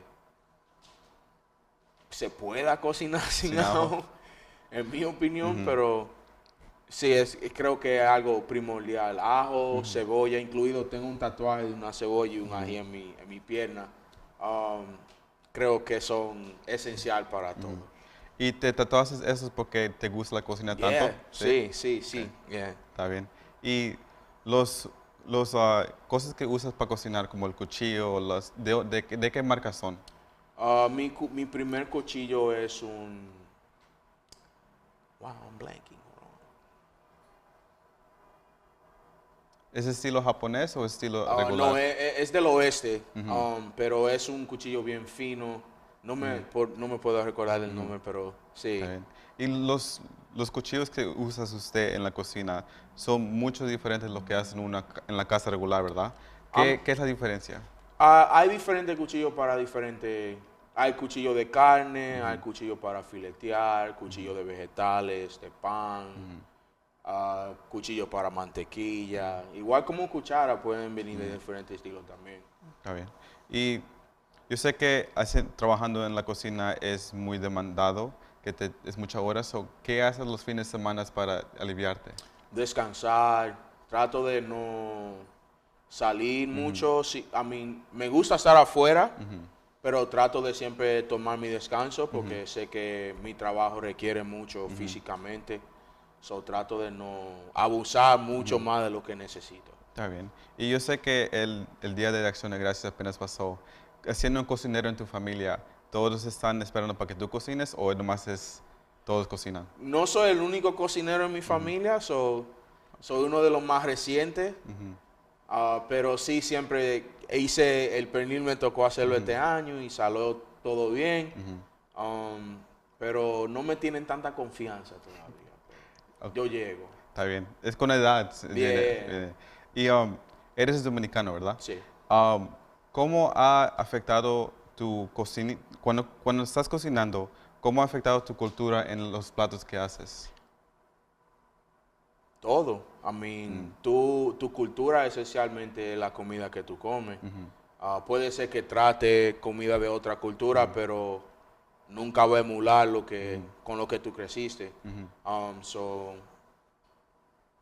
El sazón mío es dominicano y siempre lo va a ser. Está bien. Y yo sé que hay muchos cocineros en el mundo, algunos que son de 3-star Michelin chef y demás. ¿Cuál es tu cocinero favorito? Como Gordon Ramsay, yo sé que él es bien popular, pero ¿cuál es el tuyo? O si tienes uno, pues. Uno de mis cocineros favoritos es también uno de mis artistas favoritos. Action Bronson siempre, desde que estaba más pequeño, me motivó siempre porque era como un intercambio raro de rapero y también cocinero, que son dos cosas que a mí siempre me han interesado mucho. Siempre me ha gustado mucho la música. Tengo todo su libro de cocina. Sí, siempre ha sido uno de mis favoritos. No tan reconocido, pero sí. Sí, tiene un impacto en ti. Sí. Está bien. Y yo sé que cocinando es bien diferente de como haciendo pasteles y como cupcakes, todo eso. ¿Te has hecho unos pasteles de vez en cuando para ver cómo te sale? La pastelería es otro mundo. He tratado de hacer panes, incluso trabajé en una pizzería, tenía que hacer los panes, pero todo el pan es diferente, todo requiere un método preciso y exacto, y no he tenido el tiempo de en realidad enfocarme tanto en pastelería. No. La cocina es tuya, el bakery es de otra persona. De otra persona. Yo respeto a los pasteleros. Está bien, está bien. ¿Y cuál es tu cocina favorita que estar? O sea, ¿cuál es tu restaurante favorito para ir? Demasiado. En como una hora tengo una reservación en un restaurante chino que voy casi cada 10, 12 días. Dependiendo de lo que sea, el Tina en Dykeman, Tatiana en Lincoln Center, Torian siempre va a ser uno de mis favoritos. 7th Street Burger, es algo más casual. Hay mucho. Ok, está bien. Y, ¿cómo se dice? ¿Cuántas veces te vas a un restaurante para probar algo nuevo? Ese es algo, mensual, yo y mi novia tenemos... ¿Un calendario? Siempre tenemos un restaurante que ir. Yo pienso que es lo mejor para uno seguir aprendiendo y explorar. Y siempre trato de comer algo diferente o ir a un restaurante diferente. Eso es lo que a mí me gusta hacer. Siempre, por lo menos una vez al mes, voy a un restaurante que sea diferente a lo que acostumbro. Okay. Y yo sé que has comido muchos platos buenos, pero al otro lado, ¿has comido un plato que no te gustaba para nada? ¿Y de dónde fue? ¿O por qué no te gustó? Todo lo que tenga que ver con auyama, pasas, mucha canela, ¿No te gusta? no me lo dé. Okay. Yeah. Está bien. Y tú mencionaste que te gusta la comida mexicana. ¿Has tratado de cocinar comida mexicana? Sí, siempre hago tacos, burritos, quesadillas, pero nunca sale... Muy bueno como los mexicanos. No muy bueno, pero que nunca sale como lo hacen ellos. ¿Idéntico? No salen idénticos, Okay, correcto. Está bien, está bien. Y tú mencionaste que hiciste un pernil recientemente. Para hacer un pernil bien bueno, ¿cómo se puede hacer uno? Mucho ajo, orégano, cebolla, algún tipo de agro, sea vinagre, limón, lo que sea, pero siempre tienen que echarle suficiente sazón y mucha sal también, porque toma mucha sal. Está bien. Y yo sé que para los latinos, los latinos comen mucho más como carne, como pernil que pavo, pero el Día de Acción de Gracias es más pavo. ¿Cuál te gusta más, el pavo y el pernil? El pernil, Okay. siempre. ¿El pavo lo ves que es muy seco a veces? Depende de cómo lo cocina, pero el problema más mío con el pavo es más el sabor. No sabe a pollo, demasiado áspero, mucho hueso y nervio, mucho trabajo comer. Okay. Está bien. Y yo sé que en otros países hay platos que son bien raros, carnes que usan. ¿Qué platos crees que tú te gustaría comer que son de otros países? Como, yo sé que a veces comen ranas, a veces comen... sí. Yo he comido rana, cocodrilo, conejo, pato, guinea. Wow. ¿Y cuál te gustó más? El conejo, bueno, man, y el cocodrilo también, son bien buenos. Está bien. Gracias por estar aquí con nosotros. Es Orlando García Castro, cocinero de Nueva York.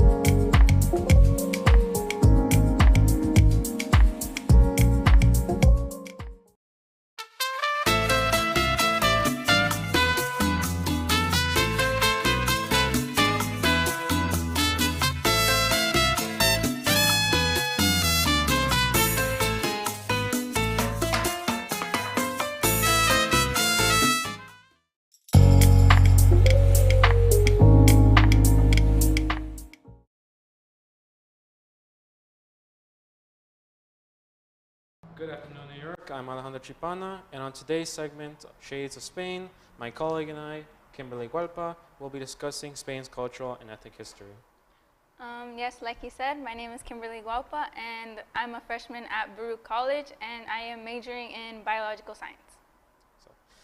Today, we want to inform our viewers about Spain's history of diversity and revisit our previous understanding on the country's racial makeup.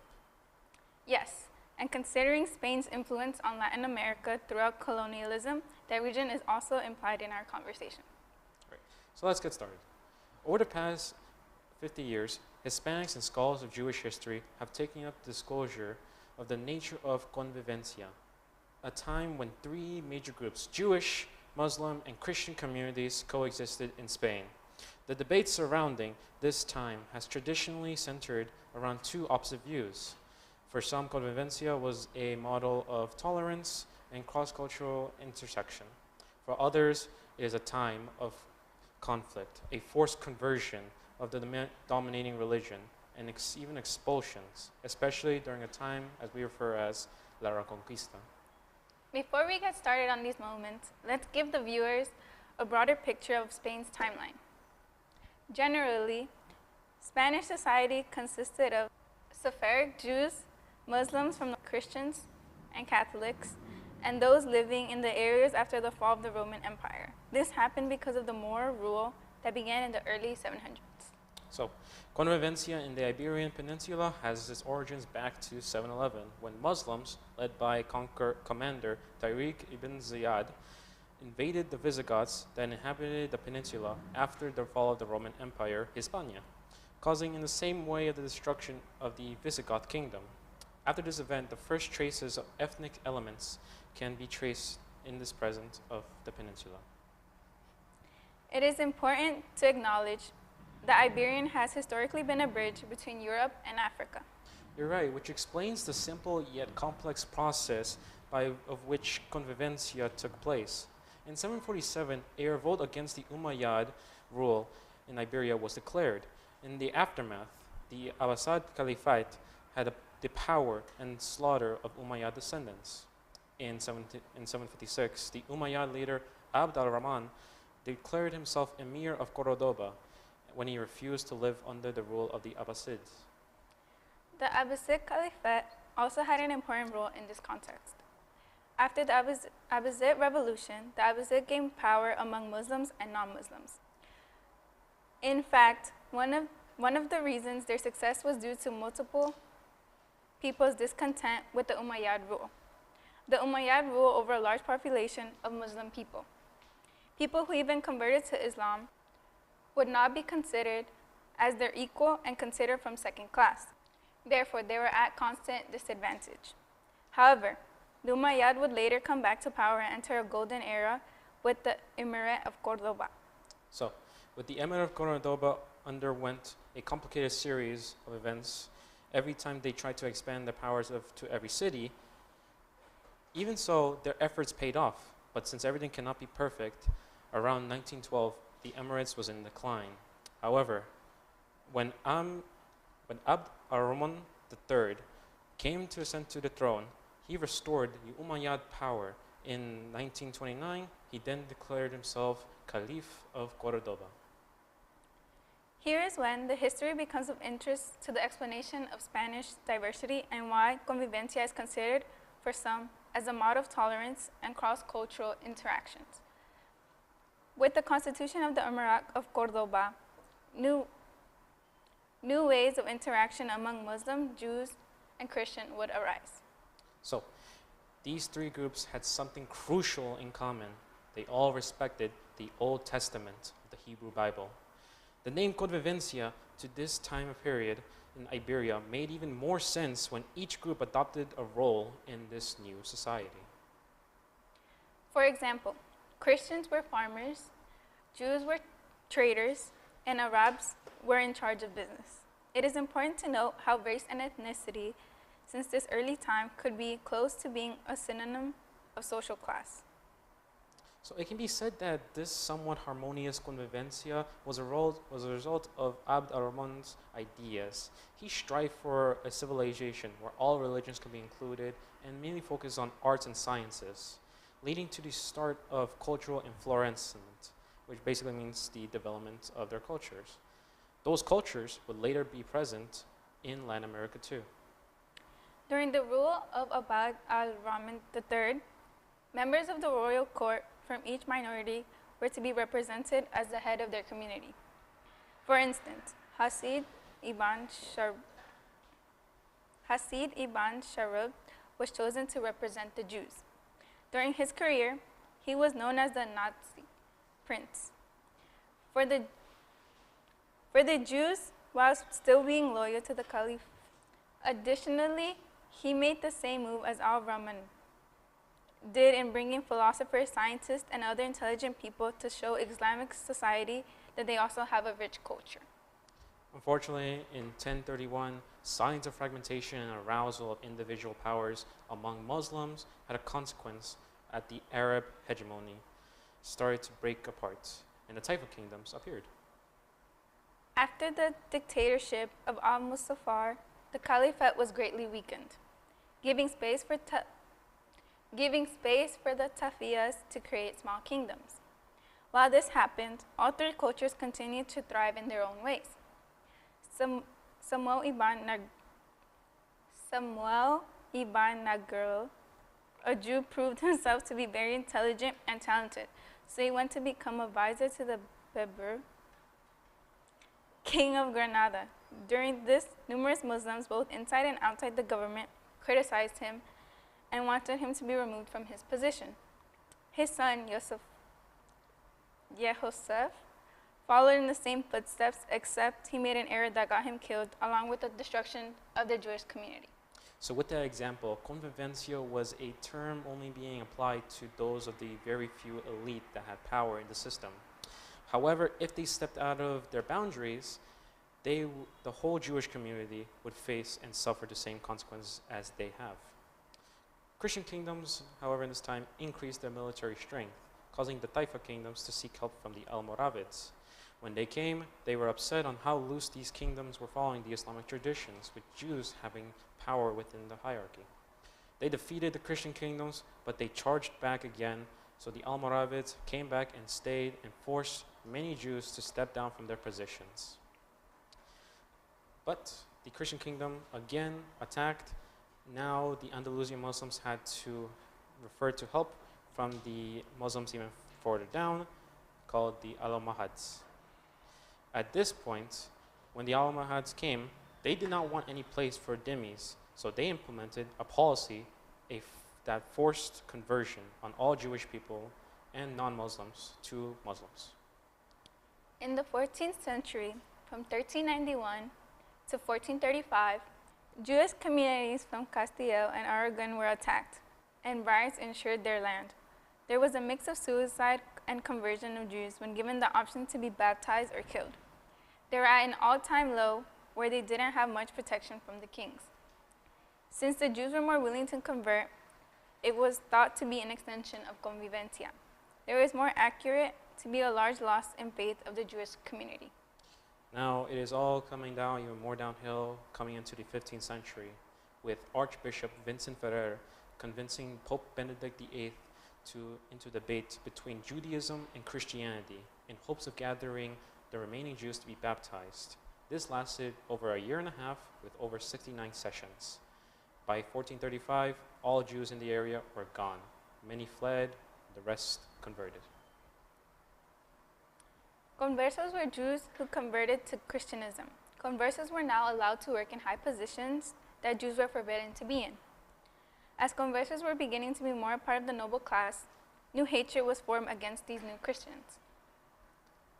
Although the officials of the Inquisition wanted to expel all Jews from Andalusia to prevent the conversos from reverting back to their old religion, the rulers, Ferdinand and Isabella, initially wanted to protect the Jews and continue to participate in the social economic life as they were already helping out the kingdom. So this in fact was a tiny example of how convivencia was being maintained. In 1492, the Reconquista was over, as well as all the convivencia when the Muslims Emirate of Granada was conquered. Also, as early on the place where Christianism had any power was Asturias. Now, the last hold out of Arabs in Iberia was Granada. The same year, both rulers signed an edict banning all Jews in Castile and Aragon. So now we come to the discussion portion of our podcast. So with me today, I have my colleague, Arlene Rosario. She is majoring in computer science. Thank you for having me. Thank you for having me. In preparation for our discussion today, I went around and asked my family, friends, what they thought about when they heard the word Spain. While this may not be an accurate representation of what people think, I think their ideas somewhat represent as they have no special connection towards the country. What did they say? A couple of them said flamenco, but mostly they mentioned Europeans, colonialism, white, and fast speakers. Well, what do you think of it? When I think of Spain, I think I automatically imagine the agriculture. I think of the history, definitely the whiteness in the country. Yeah, and I agree with that, with Spain being mainly the white portion I want to focus on for today's discussion. Because I'm interested in the European and white responses, because it is said that an affirmative tone of their whiteness was factual and not up for debate. Mm-hmm. I mean, the history we previously talked about negates Spain's total whiteness. And this idea of Spain being white definitely became popular towards the end of the Reconquista. So in 1946, King Ferdinand II of Aragon and Queen Isabella of Castile married in order to unify Spain and under Christian rule. The process for Christians to regain the control of the peninsula quickened because of this unification. So fast forward to 1492, the king and queen partake in ethnic cleansing, forcing Jews and Moors out of Spain to start the process of rebranding the nation as solely Christian. During the same year, Christopher Columbus sailed out and encountered the Americas, giving Spain a foothold among other European nations. As their empire expanded to other continents, King Ferdinand and Queen Elizabeth wanted their nation to be seen successful as European as other nations. Right. They felt that in order to do so, they needed to strengthen Spain's cultural identity. So changing their public image to European and Christian would boost how they were regarded globally. So essentially making whiteness a pillar of their nation's identity became a political strategy for the monarchy to strengthen their rule. Precisely. Now that we've gone over how complex Spain's ethnic and cultural history actually is, we're going to touch on how it affects Latin America today. So when we think of Latin America's racial makeup, what do you think of it? Because, for example, Hispanics and Latinos may be in their category, but most often, though, people believe that Latinos are a unique blend of three major racial groups: Black, Indigenous, and white, creating a harmonious mix of African, Native, and European ancestry. And that's why it's so hard for us to fill out things like the census every 10 years. It asks questions like whether we're Latino or Hispanic, and then goes to ask our race. It's difficult to fill that out when our race is so ambiguous. Right. And now the way we think about our race is going to be even more ambiguous, considering the influence of Jewish and Arab communities in Spain. It's amazing to think that the time of convivencia would lead Latin America to have so much more diversity built into it. Mm-hmm. I also think that Spain's effort to be considered more white and European after the Christian takeover deeply affected Latin America. Colonial itself created a big problem. Race and class went hand in hand, and the Spanish, who claimed that they were ethnically white, had the most political power. Over time, Spanish colonialism, along with the rebranding of their identity, led to a reluctance to accept the non-white influence in our heritage. A major criticism that Hispanic communities get is that they're reluctant to accept our blackness or native heritage. Right. And I think it can be said that some Latinx communities, especially among older generations, downplay their blackness and amplify their whiteness as that they get from the Spanish. Mm-hmm. And even though it's easy to blame the individuals for their reluctance, it stems from an intergenerational way of thinking. It resembles how Spain once thought of itself. Part of breaking those anti-black and POC ideas within our communities starts with learning and educating ourselves on our history. King Ferdinand II and Queen Isabella used race to their advantage. They understood that strengthening a national identity would help them build a successful and wealthy nation. So they rebranded the nation to be Christian and European. But I want to underscore that race, especially in this instance, is a tool than a simple marker for someone's identity. Racial and ethnic identity is considered manipulated and reproduced by governments and institutions for a specific purpose, whether it is to unify a nation or guide the public. Mm-hmm. I see what you mean. Whiteness and Christianity, especially at the time, were directly tied to political and economic success. It's no surprise that colonialism only exacerbated that association and embedded the idea that whiteness was more desirable over time. Exactly, but that way of thinking does not benefit us at all. We truly gain nothing from denying ourselves of our non-white influences.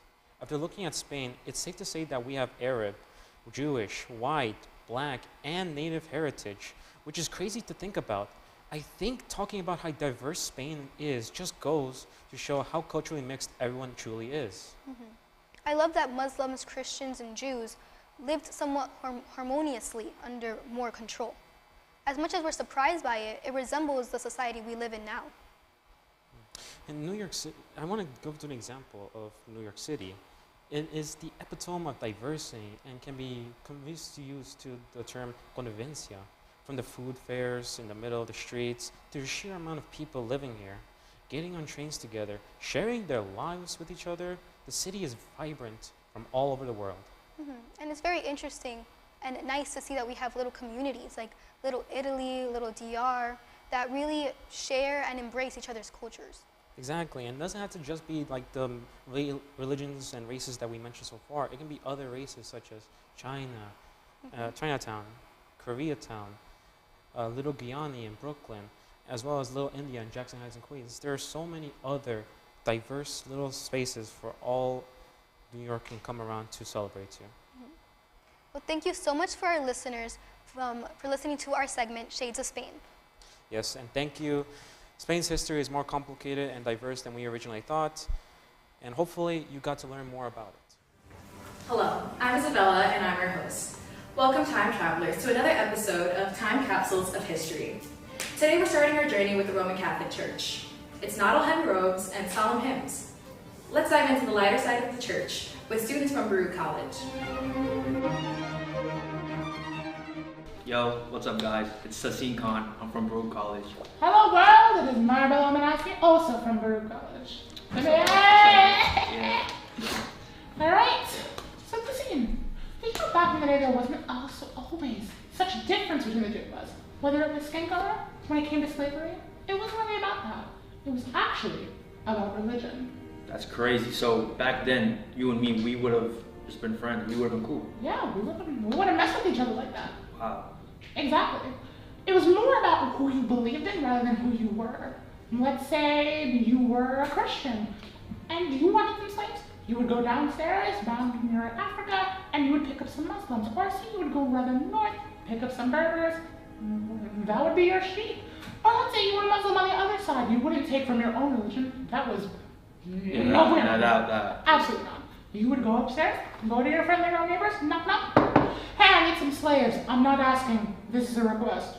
You would take the slaves and go back down south. Right, so it's based on religion, that's it? Yeah, it's based on religion. Your skin color, it doesn't matter. So I know that, later on it was based on race, right? And that's the biggest question. How did it change? Yeah, that's my question. That's a good question. But as of right now, in this period, we didn't actually have that. If you were as black as that chalkboard or as white as the wall, it didn't matter. Speaking of white as the wall, did you know that originally these Slavs, which were rather people from the north around the Russian area, did you know that they were actually taken down south, and those would be slaves? It really wasn't about race at all. So they were white? Yeah, that's actually where the word slave came from. Slav, slave, you got it. I could not imagine white people, doing any type of, forced labor. No, really. Is this what Martin Luther said when he said, I had a dream? I think that was when he was sleeping, yeah. When he was sleeping? No, maybe a little too woke. You look so goofy, don't you? Black Lives Matter. Black Lives Matter. Okay, perfect. Alright. No, you're fine. But yeah. Wait, another question. So how would the pricing? Wait, is there any pricing, or they just forced, right in, barged in, they just took different religion? Basically, it wasn't really a slave market yet. That wasn't something that had come into play yet. It was mainly just, I want a slave, I take my slave, I go back south. But there was really no big walled enemy or somebody who was against one specific race or religion. It was literally all just, we wanted slaves, we took from somebody else, and that was that. Yeah. So they just took over. Wow, that's... Basically, if you weren't that and you didn't convert, that was They'd also kill you and everything. Oh, yeah. If you acted up, then yeah. I wouldn't want to live back then. But hey, we live in the 21st century. We don't have to worry about that stuff. Yeah, but no, we just gotta worry about college and school. God, don't get me started. All right, let's jump into the second segment, Portuguese pioneers. Moving forward in the historical time machine, let's set sail with the Portuguese as they embark on their first encounter to the mainland. Imagine being Vasco da Gama, navigating the uncharted waters. It's like a maritime adventure. We back! We are back. All right. So Portugal was the first European to do slave trade. Is that true? I want to say yeah. Before everything else, before we started like conquering everything, well, after we started conquering, my timeline is messed up. Look, I'm black. I don't talk about this stuff much. But after all that conquering things, we moved into the slave trade, which is where Portugal comes in. And that's when the race comes in, right? That's where the race comes in. That's so that's when it starts. Portugal. Portugal is where it really starts to nail down, and we really start to see the development of the slave trade. All right. So like the other countries, when do they come in? So I know it wasn't just Portugal. Oh, obviously. So how does that contribute? How do they contribute? When I think about it, I like to think of it as a sort of trickle-down effect. As Portugal began to benefit off slavery more specifically the slave trade, more and more countries began to participate in it. Especially since we're thinking about how Portugal discovered Africa and all of that, and how they began to take slaves from Africa, trading at ports, different places in Africa. As Portugal began to develop in that sense, other countries essentially caught on to it, one after another, and that's how we get to the point of the development of the transatlantic slave trade. We have the whole Midway Passage where they would go over, under, blah, blah, blah. That was started to develop the triangle trade route. Like they'll be in ships, you're saying? Yep, they'd be packed in ships and boats, and they would finally be sent to places like the Americas, for example. And especially places like Brazil as well, which was a major Portuguese export. So this is when they have pricing. So this is when they start to hold trading, pricing, all of that jazz. This is when they finally start to put a numerical value on a human's life. I don't know, I can't imagine that. It's insanity for the most part. It's a shameful part of our history. It is. I mean, we're living in a exactly. country that did that. Back then, it was just, it's a bad history. It's a bad history, but us talking about it and us reflecting about it is what brings life to that situation. Yeah, that is true, yeah. What year was this? I want to say we're looking at a bit earlier in time, way before things like Haiti or anything like that. Yeah. We're looking at I want to say 1600s. 1600? And when we start grabbing to the 1700s, when things start progressing later on. But I want to say we're around that era, around 17th century. 17th century. So that's when, the ships were coming, pricing. Yeah, that's when we start developing slavery. This is the first one question. How did the economic, happen? Like how? Economics, the slave masters, slave holders would take these slaves, they would bring them to the Americas, wherever they wanted to bring them, Central America, South America, those places. They would have them work, most of the time work until they die. And then they would take the exports, bring them back to Europe, and those would be shared, bought, sold, and those would be basically consumable items. Slaves and consumable items were treated as essentially the same thing. So they're like tools, basically. Yeah, they're tools that hold tools. What? Look, man, if I could look into the mind of any of those Portuguese bastards and figure it out, I would, but unfortunately, we're only in 2023, we don't have that technology yet. So Portugal was the bad guys. They are the enemy. I wouldn't say that Portugal was the enemy exactly. We're looking at a very complex situation. So let's jump to Africa for just one moment. Africa was involved also in the slave trade because Portugal at the same time was trading with them. It's not just a situation of, oh, here comes the big bad Portugal. We're gonna raid your homes. No, that's so humble. But to say that Portugal's the only villain would be a misrepresentation of the situation. It's also a possibility, not just a possibility, it was the reality, that Africa was involved, different African empires and countries would benefit massively off the resources that they had, and also in trading people. They were the biggest export for the Portuguese. Yeah, that's very fun. Very much crazy. move into the third segment, Haiti's heroes and history. Our next stop brings us to the vibrant and resilient land of Haiti. Beyond its sandy beaches and clear waters, Haiti has a rich history of rebellion and triumph. Did you know that Haiti was the first independent nation in Latin America and the Caribbean, born out of a successful slave revolt? Let's look into it. Listen, my brother. What's up? Tata. My sister. Tata, Tipin. Sin. I Haiti! We are Haiti! Haiti. That's You are right. Haiti. Exactly, we are in Haiti. Haiti. Yes, I Haiti. Represent. Yes, because we are finally here to talk about Haiti. And it is not a great history. I mean, I love Haiti. You know, it's, you know. It is a beautiful place. It is a beautiful place, yeah. I know. But where we are today is a result of the many mistakes of the French. So Haiti was a big exporter of sugar. It was over 40% of all sugar in Europe. It was a booming business. And the slaves, they had the worst part of it. Slaves were often just whipped all day. They went days without food. And they just worked 18 hours a day straight, went to sleep for 6 hours, and it was right back to the grindstone. This was in Haiti? This was in Haiti. Damn, wow, that's, they would just work for Work. hours, the whole day. day. The whole If you day. think your schooling is bad, they would I be thought it was jealous. bad. No. They had it worse. No. We are blessed. We truly are blessed We are to be blessed. where we are today. But there is hope for Haiti. Soon enough, Haitians are really getting tired of it. There is a big class divide. Did you know that there's nearly 4 classes? There are the Grand Blanc, which are essentially top dogs. They're white. Blah, blah, blah. Oh. Yeah, they're the big guys, the big boys around town. You're white, you know? They're white. Yeah, they're the big white ones. Yes. And then we have the little whites, petite dogs. They're essentially the woodworkers, the masons, the carpenters, the seamstresses. Mm. They're the peasant classes Oh. of the white people, as we would put them. Carpenters? Basically. Oh, are these French words? Yes, they're all French words. Petit blanc, grand blanc, these are all French Oh, words. wow, that's...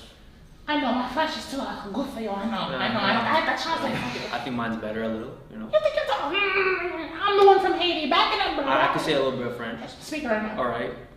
Give me a word, I can pronounce it. My name is Fizzy. No, give me a word, I can pronounce it, like a French word? Je m'appelle Tassin. Je m'appelle Tassin. You suck. Anyways, back to Haiti. Like I was saying, the essential class divide also came from the British imperialists. These are known as essentially mulattoes, people who came from the descent of probably a rich white father and a slave-bearing mother. But then you also have, of course, the slaves. People who would look like me back in the day. Yeah. But Black Lives Matter. okay, but in any case, the class divide will essentially rise after the Enlightenment period, which happened in France, which basically meant that all men were created equal, all men should have rights. This eventually trickled down to Haiti, where they believed they should have the same rights, especially that of the slaves. And even though the Grand Blanc sounded so powerful, they were actually a big part of the minority that made up the island of Haiti. Really? Yeah, no, they were the tiniest portion. You need a lot of tools. Not to say that people are tools, but it's canceled 2023. I know the campaign has started. Yeah, you know. At this point, yeah. You guys are not tools. You're not tools, you guys are people. But in any case of the word, these slaves, with the help of their great leader, Toussaint Louverture, would eventually rise up and become Haiti as the first free nation ruled by people who used to be slaves. It was an amazing accomplishment. Yes. Exactly. Oh my God. It's magical. It's a relieving feeling that we're able to choose their own set of system of government, how they would operate. From then on, it looks like a very hopeful future. Unfortunately, the past looked bright, the future was very slim. Let's jump into the fourth segment, Impact Today. Wrapping up our historical adventure, let's bring it back to the present. How have these historical threads woven their way into the fabric of our contemporary world? From religious influences to global trade routes, every historical event has a ripple effect. So, like we finished off with our dramatic little pause, I know, cliffhangers suck, but sometimes they're good. It was a cliffhanger indeed. I know, I'm excellent at them. But I'm going to tell you about the little history leading up to now. Unfortunately, Haiti was made to pay many reparations for winning the war. And now they're a very low country. They're one of the poorest Latin American countries out there, and they are doing horribly because they were forced to pay back so many reparations back to their masters. Who are they? Who are their masters? France. Yes. Why? How did that happen? Why was that? Because France was their only export. They were the people who, well, when we gave you independence, now if you want to keep associating with us, you got to pay us back for what we lost. Today, modern day, they're still this day. Modern day, Haiti is still trying to pick itself back up on their feet, and it sort of resonates throughout every part of the world, how you can sort of see the sort of impact slavery has on our history. If you guys saw, we kept doing this. Well, I saw it. Come on. But that's also a result of everything that's culminated so far. Not just for people of darker skin tones, but also for people who may be a lighter, definitely those of Hispanic descent, and everyone around us has been deeply impacted. Everyone. And, me personally, I see, that, colored people are, the minorities, and till this day, they still feel, that they aren't equal with everyone, and with the discrimination and everything, they're just very limited, to do, have opportunities, job opportunities. I know many stories about, people that are trying to, get a job opportunity. Yeah, and then you can't because you're black. Yeah, and it's not even black. It's more just people just colored. It's not but I do feel it. I'm sorry. No, I don't want to apologize to me, and we don't have to apologize to everyone as long as we, the people of the modern day, accept that slavery wasn't just us versus them. It was everyone's problem. It was everyone's problem. And it's going to keep being everyone's problem until we can fix it now. Until we can liberate people who are still being kidnapped today. Until we can liberate the fact that Congolese slavery still goes on today. We're never going to have to move on from that. And, Haiti is still, paying off their debt. We still pay off They're still their paying debt. off. They can't do nothing. Exactly, but until we can figure out our problem and move on, it is everyone's problem. I'm about to go with friends and just, the last time we tried that didn't go well. Well, it's me now, so.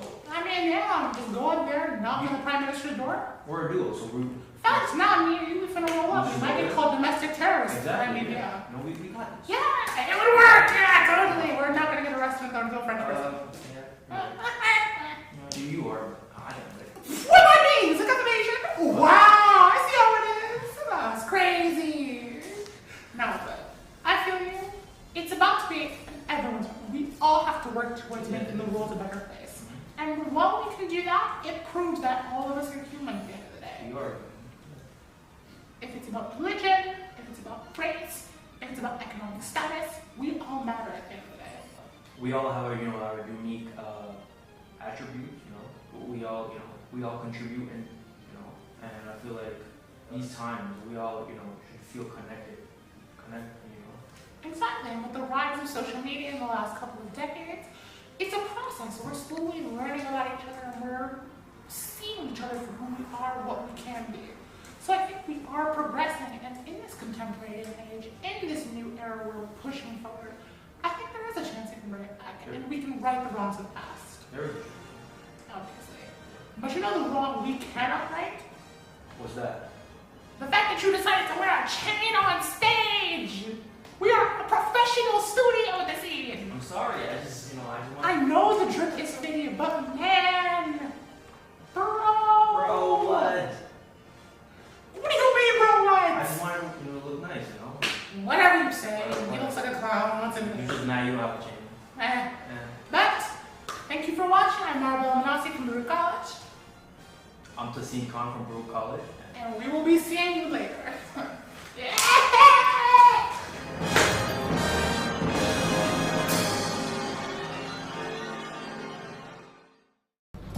Hi, my name is Crystal Domo, and I'm a student at Baruch.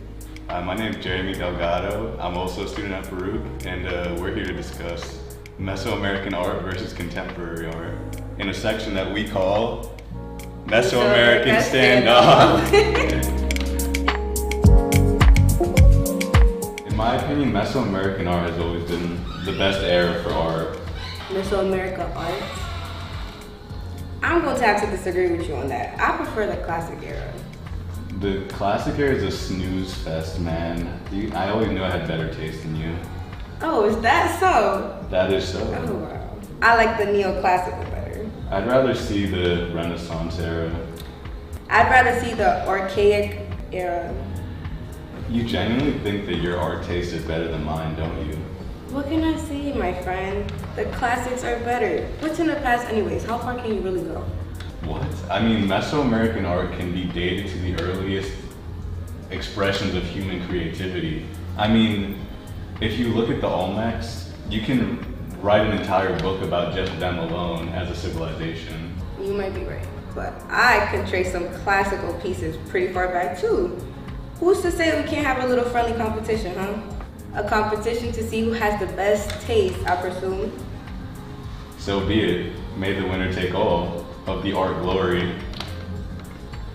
Alright, if we're gonna start looking at Mesoamerican art, we have to start at the Hall of Mexico and Central America for starters, of course. Do tell. I'm listening. Sure, other forms of art, of classic art, have enough exhibits to boast about, but a feeling you'll love is the feeling that you get from Mesoamerican art, because it has survived through many pillages and attempts of conquest and destruction. So it gives it an added layer of mystique. Many scholars have tried to study what the symbols in these pieces of art really actually symbolize, but it's really hard to find out because a lot of the civilizations, when they were conquested on, they just destroyed all their art, so there's not much left of it. Really? They managed to do all of that? Well, what does it all mean? Well, every symbol kind of gives us a glimpse into a little bit of like morals or their culture that they developed over time. For example, a lot of the Mesoamerican art includes deities and gods that they would believe in. There are plenty of uncovered mysteries to solve under Mesoamerican art. Impressive, I'll give it to you. Wait till you've seen this, the Khan's axe. Is that jade? Well, it isn't an axe, is it? It is an axe made out of jade, because jade is a mineral that a lot of the Mesoamerican cultures actually worship, and no, it's not a sculpture. Incredible. The detailing? And it's all been carved? Yeah, it's not an easy job to carve things of that stature, especially back then. Not to say that we're better at it today, but the people in Mesoamerica definitely had a way harder time carving because of the lack of resources that they had to make a chisel that could work properly. Well, who's this little guy? He looks almost like a werewolf. Again, we're not sure who he could be. He could be a chief or a shaman, but you're right about the jaguar. Again, we're not sure what that could actually be. They say it could be a chief or maybe a shaman, but one thing you are right about is the fact that he is jaguar-esque. They use jaguars as a symbol to, convey power. So, as well as other animals, they also use them, but jaguars were specifically a source of power for them. So, are you convinced yet? No, but we're getting there though. No worries, we're gonna hit the next stop. The Brooklyn Museum. Well, first up on our trip to the Brooklyn Museum is the winged figurine. Another Olmec period piece, I'm guessing. It's impressive how quickly you catch on to these things. How'd you know? It's merging human and animal traits, just like the Khan's axe. But why the bat wings and the feline tails and ears? Well, it's believed that the shamans that would regularly be in a civilization were able to actually transform into these animals. So the wings represent a bat, and it really associates with like the underworld and all that darkness, because a shaman would particularly be one of the people most involved with the underworld at that time period. And the figure's bushy tails and feline aspects kind of allude to the jaguar, again, because it was a sacred animal and conveyed a lot of power again. Wait, so the stones, are they jade again? Close. It's not quite jade, but it is jadeite, a rock that's been formed using jade and felsite, which is a volcanic rock that the Olmecs really used for ceremonial centers, and this piece was found in Costa Rica, actually. Wow, they seem to really love carving then. Yeah, plenty of the later civilizations that we also found out about also shared the passion for carving. Take a look at this. Wait, is half his face a skull?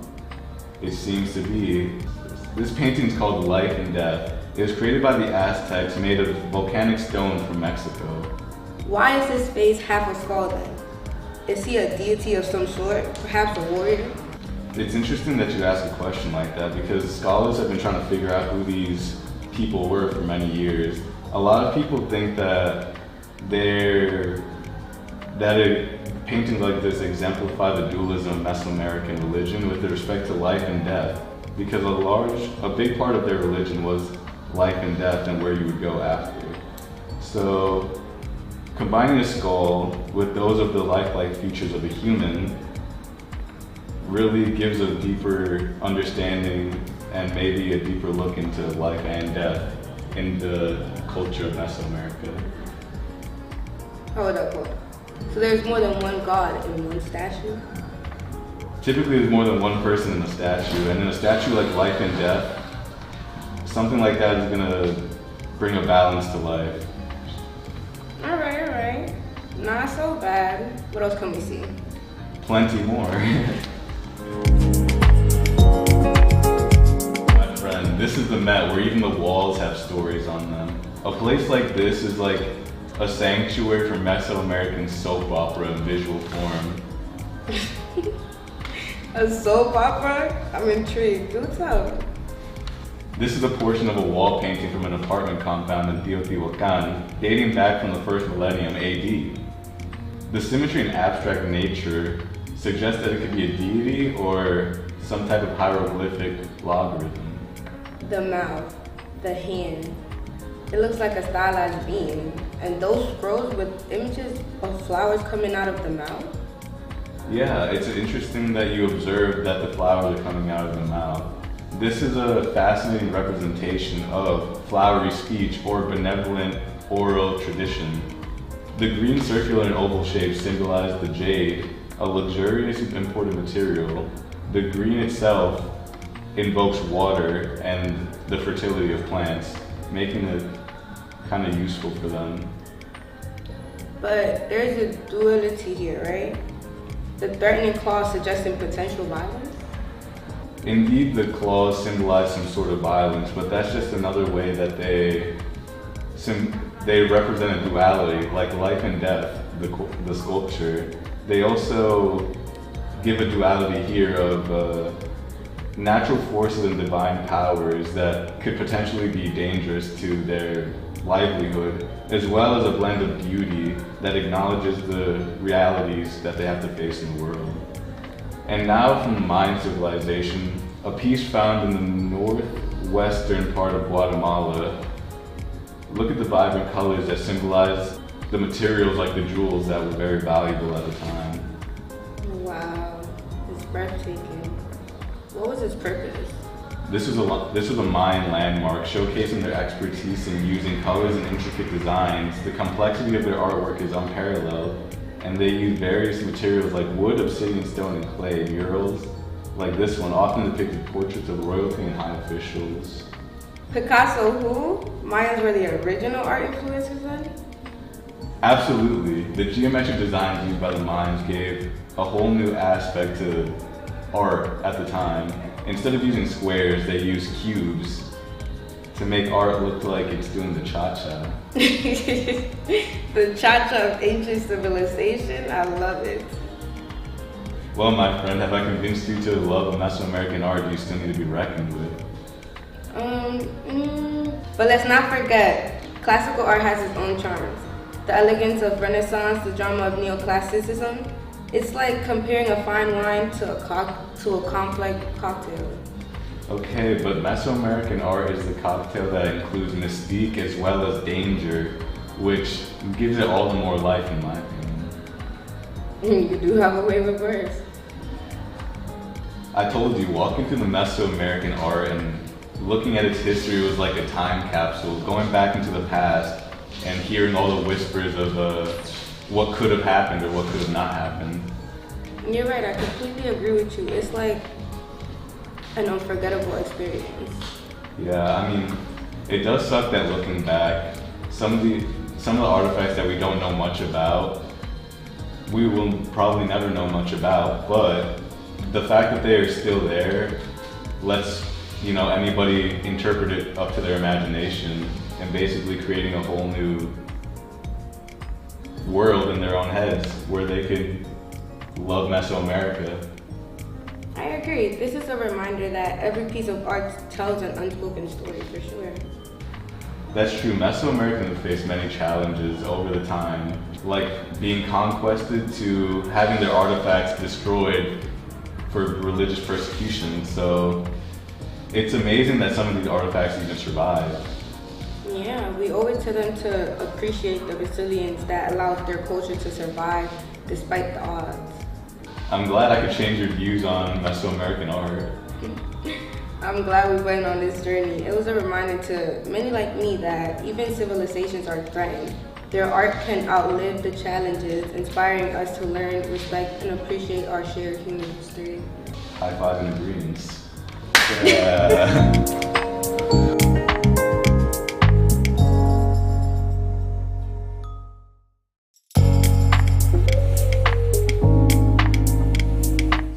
So to really understand the importance in between the difference of the two holidays, one has to know the history and the facts behind the holidays.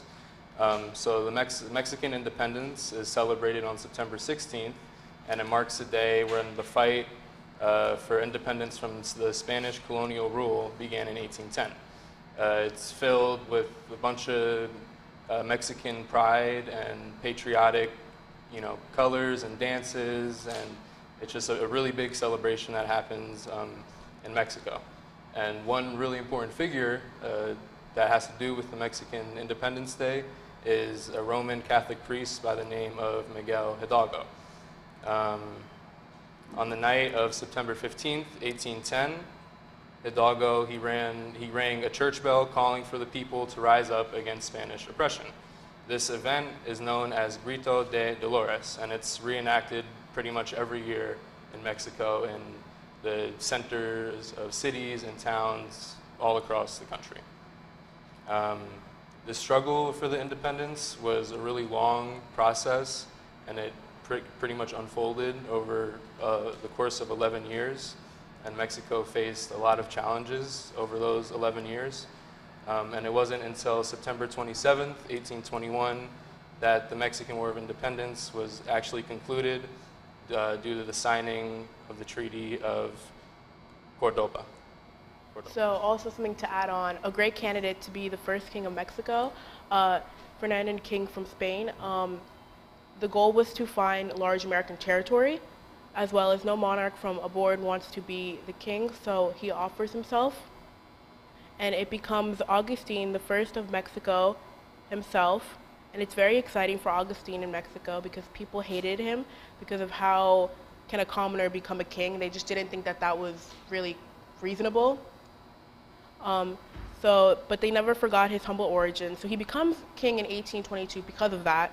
So therefore, it was ambitious for General Antonio Lopez de Santa Anna, an ambiguous army general. And instead of a monarchy, they had a republic, so it was a little bit more different the way things were ran. So that was basically the ally of Guerrero calls for Guadalupe Victoria, who became the first president. And then in 1823, all of the Central America from Guatemala down to Costa Rica, Guatemala was a court that reported to Mexico. When they hear that Mexico is a republic, Central America succeeds in 1829, and Santa Anna defeats the Spanish at Tempatico. In 1832, he became president of Mexico. Now I'm going to be talking about another important day in Mexico history, which is Cinco de Mayo.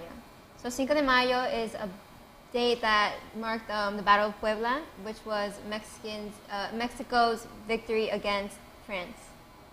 Cinco de Mayo isn't an official holiday, but it is an important holiday.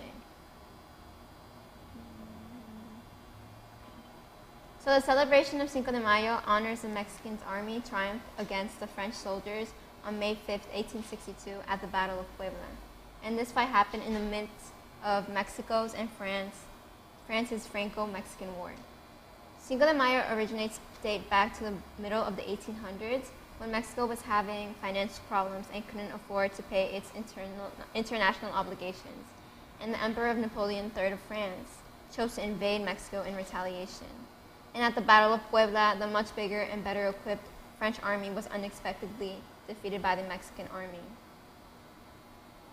The Mexican President Benito Juarez considered this a national holiday, and even though it wasn't a significant win against France in general, it was still very important to show the resilience that Mexico had against French.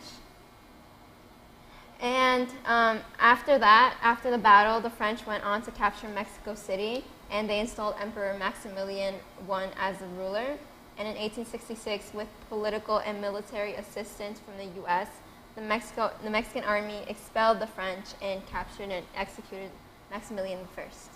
Here's the interview I had with the president of Mexiculture. Hi, my name is Nelly Lopez. I am a senior at Baruch College. I'm majoring in marketing management. I'm 21 years old, and I am the president for Mexiculture here at Baruch. The way that I've seen the engagement within the clubs at Mexiculture, since I started from last semester to this semester, I noticed an increase of not only Mexican students, but also Latin students trying to be involved and get to know more people. Do you think you can describe what happened, the process of Cinco de Mayo, that party, and the turnout? Yeah, so the way it started, one of our e-board members, her name is Dulce Vasquez, she suggested the Cinco de Mayo event to USG, and then within like 2 to 3 days, we worked on submitting all the paperwork in terms from the outcome of Cinco de Mayo. It was a success. I can say that at least like not only Mexicans went to the specific event, but there were also people from other cultures that came in. That resulted for us like to be also in like the Baruch Times, and they also spoke about it, about how this how we all came in as a community and how it was very diversified and everybody felt welcomed and it was a very fun environment. And I think that also led for us to also win an award, which was the Bernie Award. Everything that resulted last semester definitely contributed to this semester. Because of that, it put us into a place like this year, Mexiculture has a club room, which Mexiculture has been around for a long time, but we never had a club room. We definitely are planning a Cinco de Mayo event again. We saw the outcome of last semester and we definitely want to make it bigger, better. I was planning to do an independence party, especially because for me, I think Independence Day is a very important thing, and especially us Mexicans are very prideful of it, of us being Mexican. But due to the circumstances, we weren't able to actually proceed to doing an Independence Day event. We're hoping that for the future we are able to do that.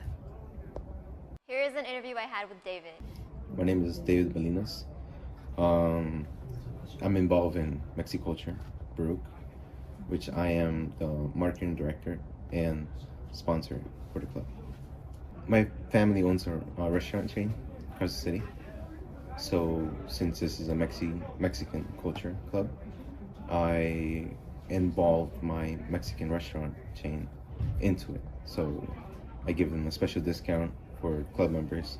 Why is part of the restaurant called Cinco de Mayo? What's the significance behind that? Cinco de Mayo, well, we're feeding on to that cultural, I guess, like what American people made Mexican being. My restaurant is located in the Bronx, Brooklyn, and in the city. Currently, I'm stationed at the one in 31st Street. I see that we mostly cater to middle-class white people.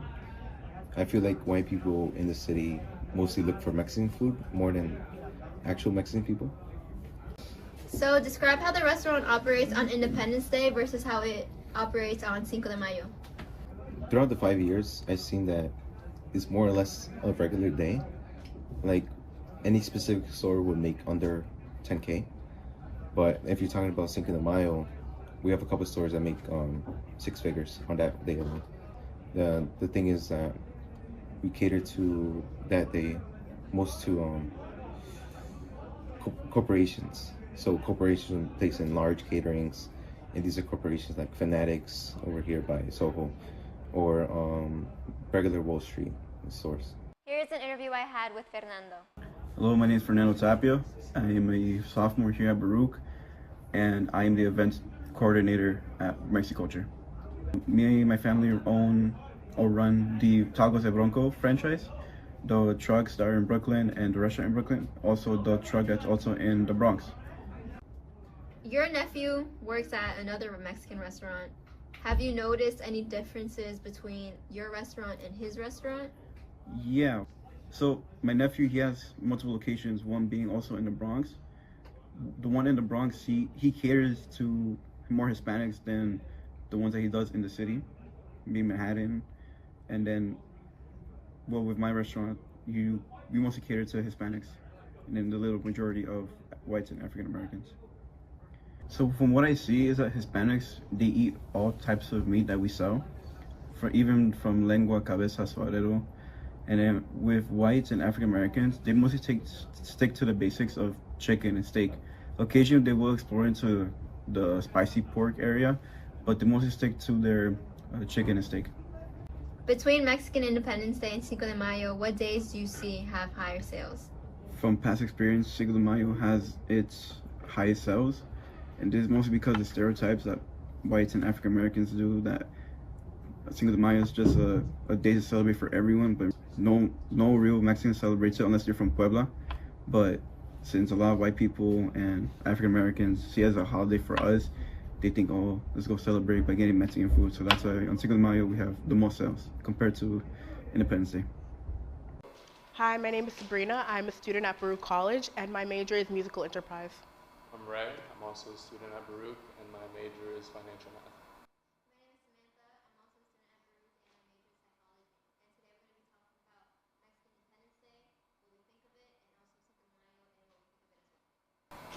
So first, I want to talk about what we think of Independence Day. What is our initial thoughts before we actually learn? I think it's very interesting because it wasn't just one event, it was multiple, that they were trying to separate themselves and gain that kind of freedom. So I think there's so much to say about it in terms of that. They were trying to separate themselves from the armed conflict and the Spanish Empire. So I think, it's very interesting to me. In terms of before learning about it in class, I just didn't really know much about Mexican Independence Day, kind of like what we'll talk about later, how it's complicated with Cinco de Mayo. But I just didn't really hear about it, unless when I talked to my Mexican friends, they were like, oh yeah, of course, I know what Mexican Independence Day is, but I just never really heard about it before class. For me, it was more like I knew when the day fell, September 16th. Mm-hmm. And the only thing that I knew was it was independence from Spain. I just didn't know the role, the events that led up to it. It was just Mexican Independence Day, independence from Spain. That was it. For me, it wasn't really anything that I tried to learn more of. Yeah, definitely. Prior to coming to this class. And I think for also Cinco de Mayo, for me, personally, when I was younger, I actually genuinely thought that was actually Independence Day. So when people would ask me oh, what does Cinco de Mayo mean to you? I'm like, oh, it's Independence Day. But then I realized Cinco de Mayo isn't Independence Day. I don't know if you guys had similar experiences. It's funny that you said when you were younger, because even before coming to this class, I thought that's what it was. And I'm in college, and I was oh, Cinco de Mayo is Independence Day, right? I think it's become so Americanized that sometimes we don't really know the origin of it, and we just assume based on what people tell us, especially if it's not true. Yeah, and today too, I feel Cinco de Mayo is just used as a lot of holidays are, but used as an excuse to just kind of get off work and have fun. Tequila shots, and yeah, especially Americanized, like you said. Especially in the city too, you see so many restaurants doing the happy hours at Cinco de Mayo, and it's just become the mustache, the sombrero, poncho, the very exactly stereotypical. I went to Party City the other day for my niece's birthday, and there was Cinco de Mayo costume, and it was like some dude in a poncho. He had like the fake mustache and then the sombrero, and it was like so weird to see. I definitely feel like it's like a business, or like a business strategy. Like that day, no one knows what the significance is. They just know that it's like, it's a day where you drink, it's a day where you have fun.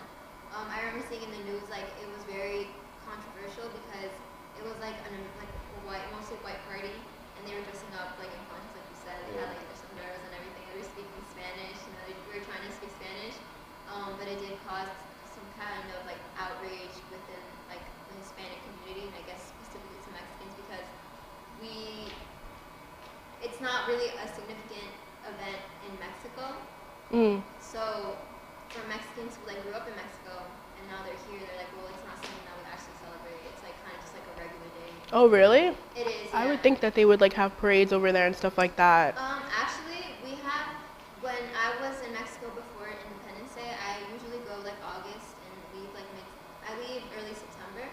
So from my experience when I was in Mexico, it's more like you see in September, little flags, Mexico flags, the colors, the banners everywhere in the city, and it's like people make food, people have their little festivals for Independence Day, because in Mexico that's actually like an important day. And then Cinco de Mayo, I don't really hear my grandma telling me that she's celebrating it, or that it's going to be a huge celebration, something significant. So that's how I see it when I'm in Mexico. I definitely see the difference. Yeah, from what I read too, it's like what you said, like Mexican Independence Day is its own like really big celebration, and I'm pretty sure the president of Mexico too, every September 16th, I'm pretty sure he like rings a bell and everyone screams out like "Viva Mexico," and it's like a really big thing that happens in like the plazas and cities and towns. Exactly. I mean, it makes sense too because it was such a victorious moment for them.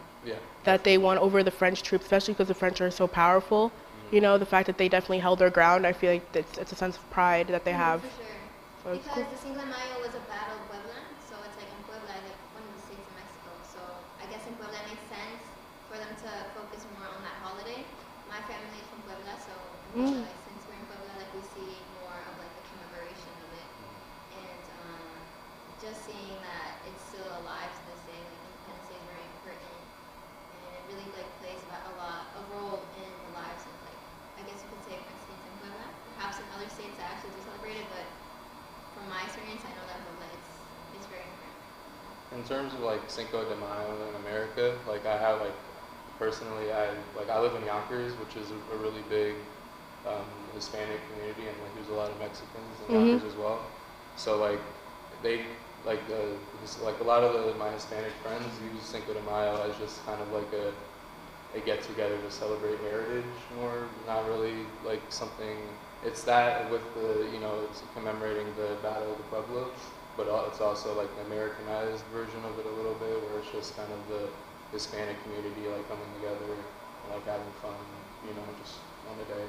And it's funny too that you say that, because in Baruch there's like this culture called Mexican culture, so it's like mostly like Mexican culture. And they had a party for Cinco de Mayo. So it's like, even if it's like Mexicans in Mexican club, it's like they're still celebrating an Americanized event. And I remember, I didn't go because I wasn't able to, but it was a big event. There was like a huge like they were dancing, there was a DJ who was talking about a lot. And for me it was like, wow, like something that isn't really important in Mexico is important here, even if it's like Mexican Americans really do emphasize this as a way to kind of show their culture.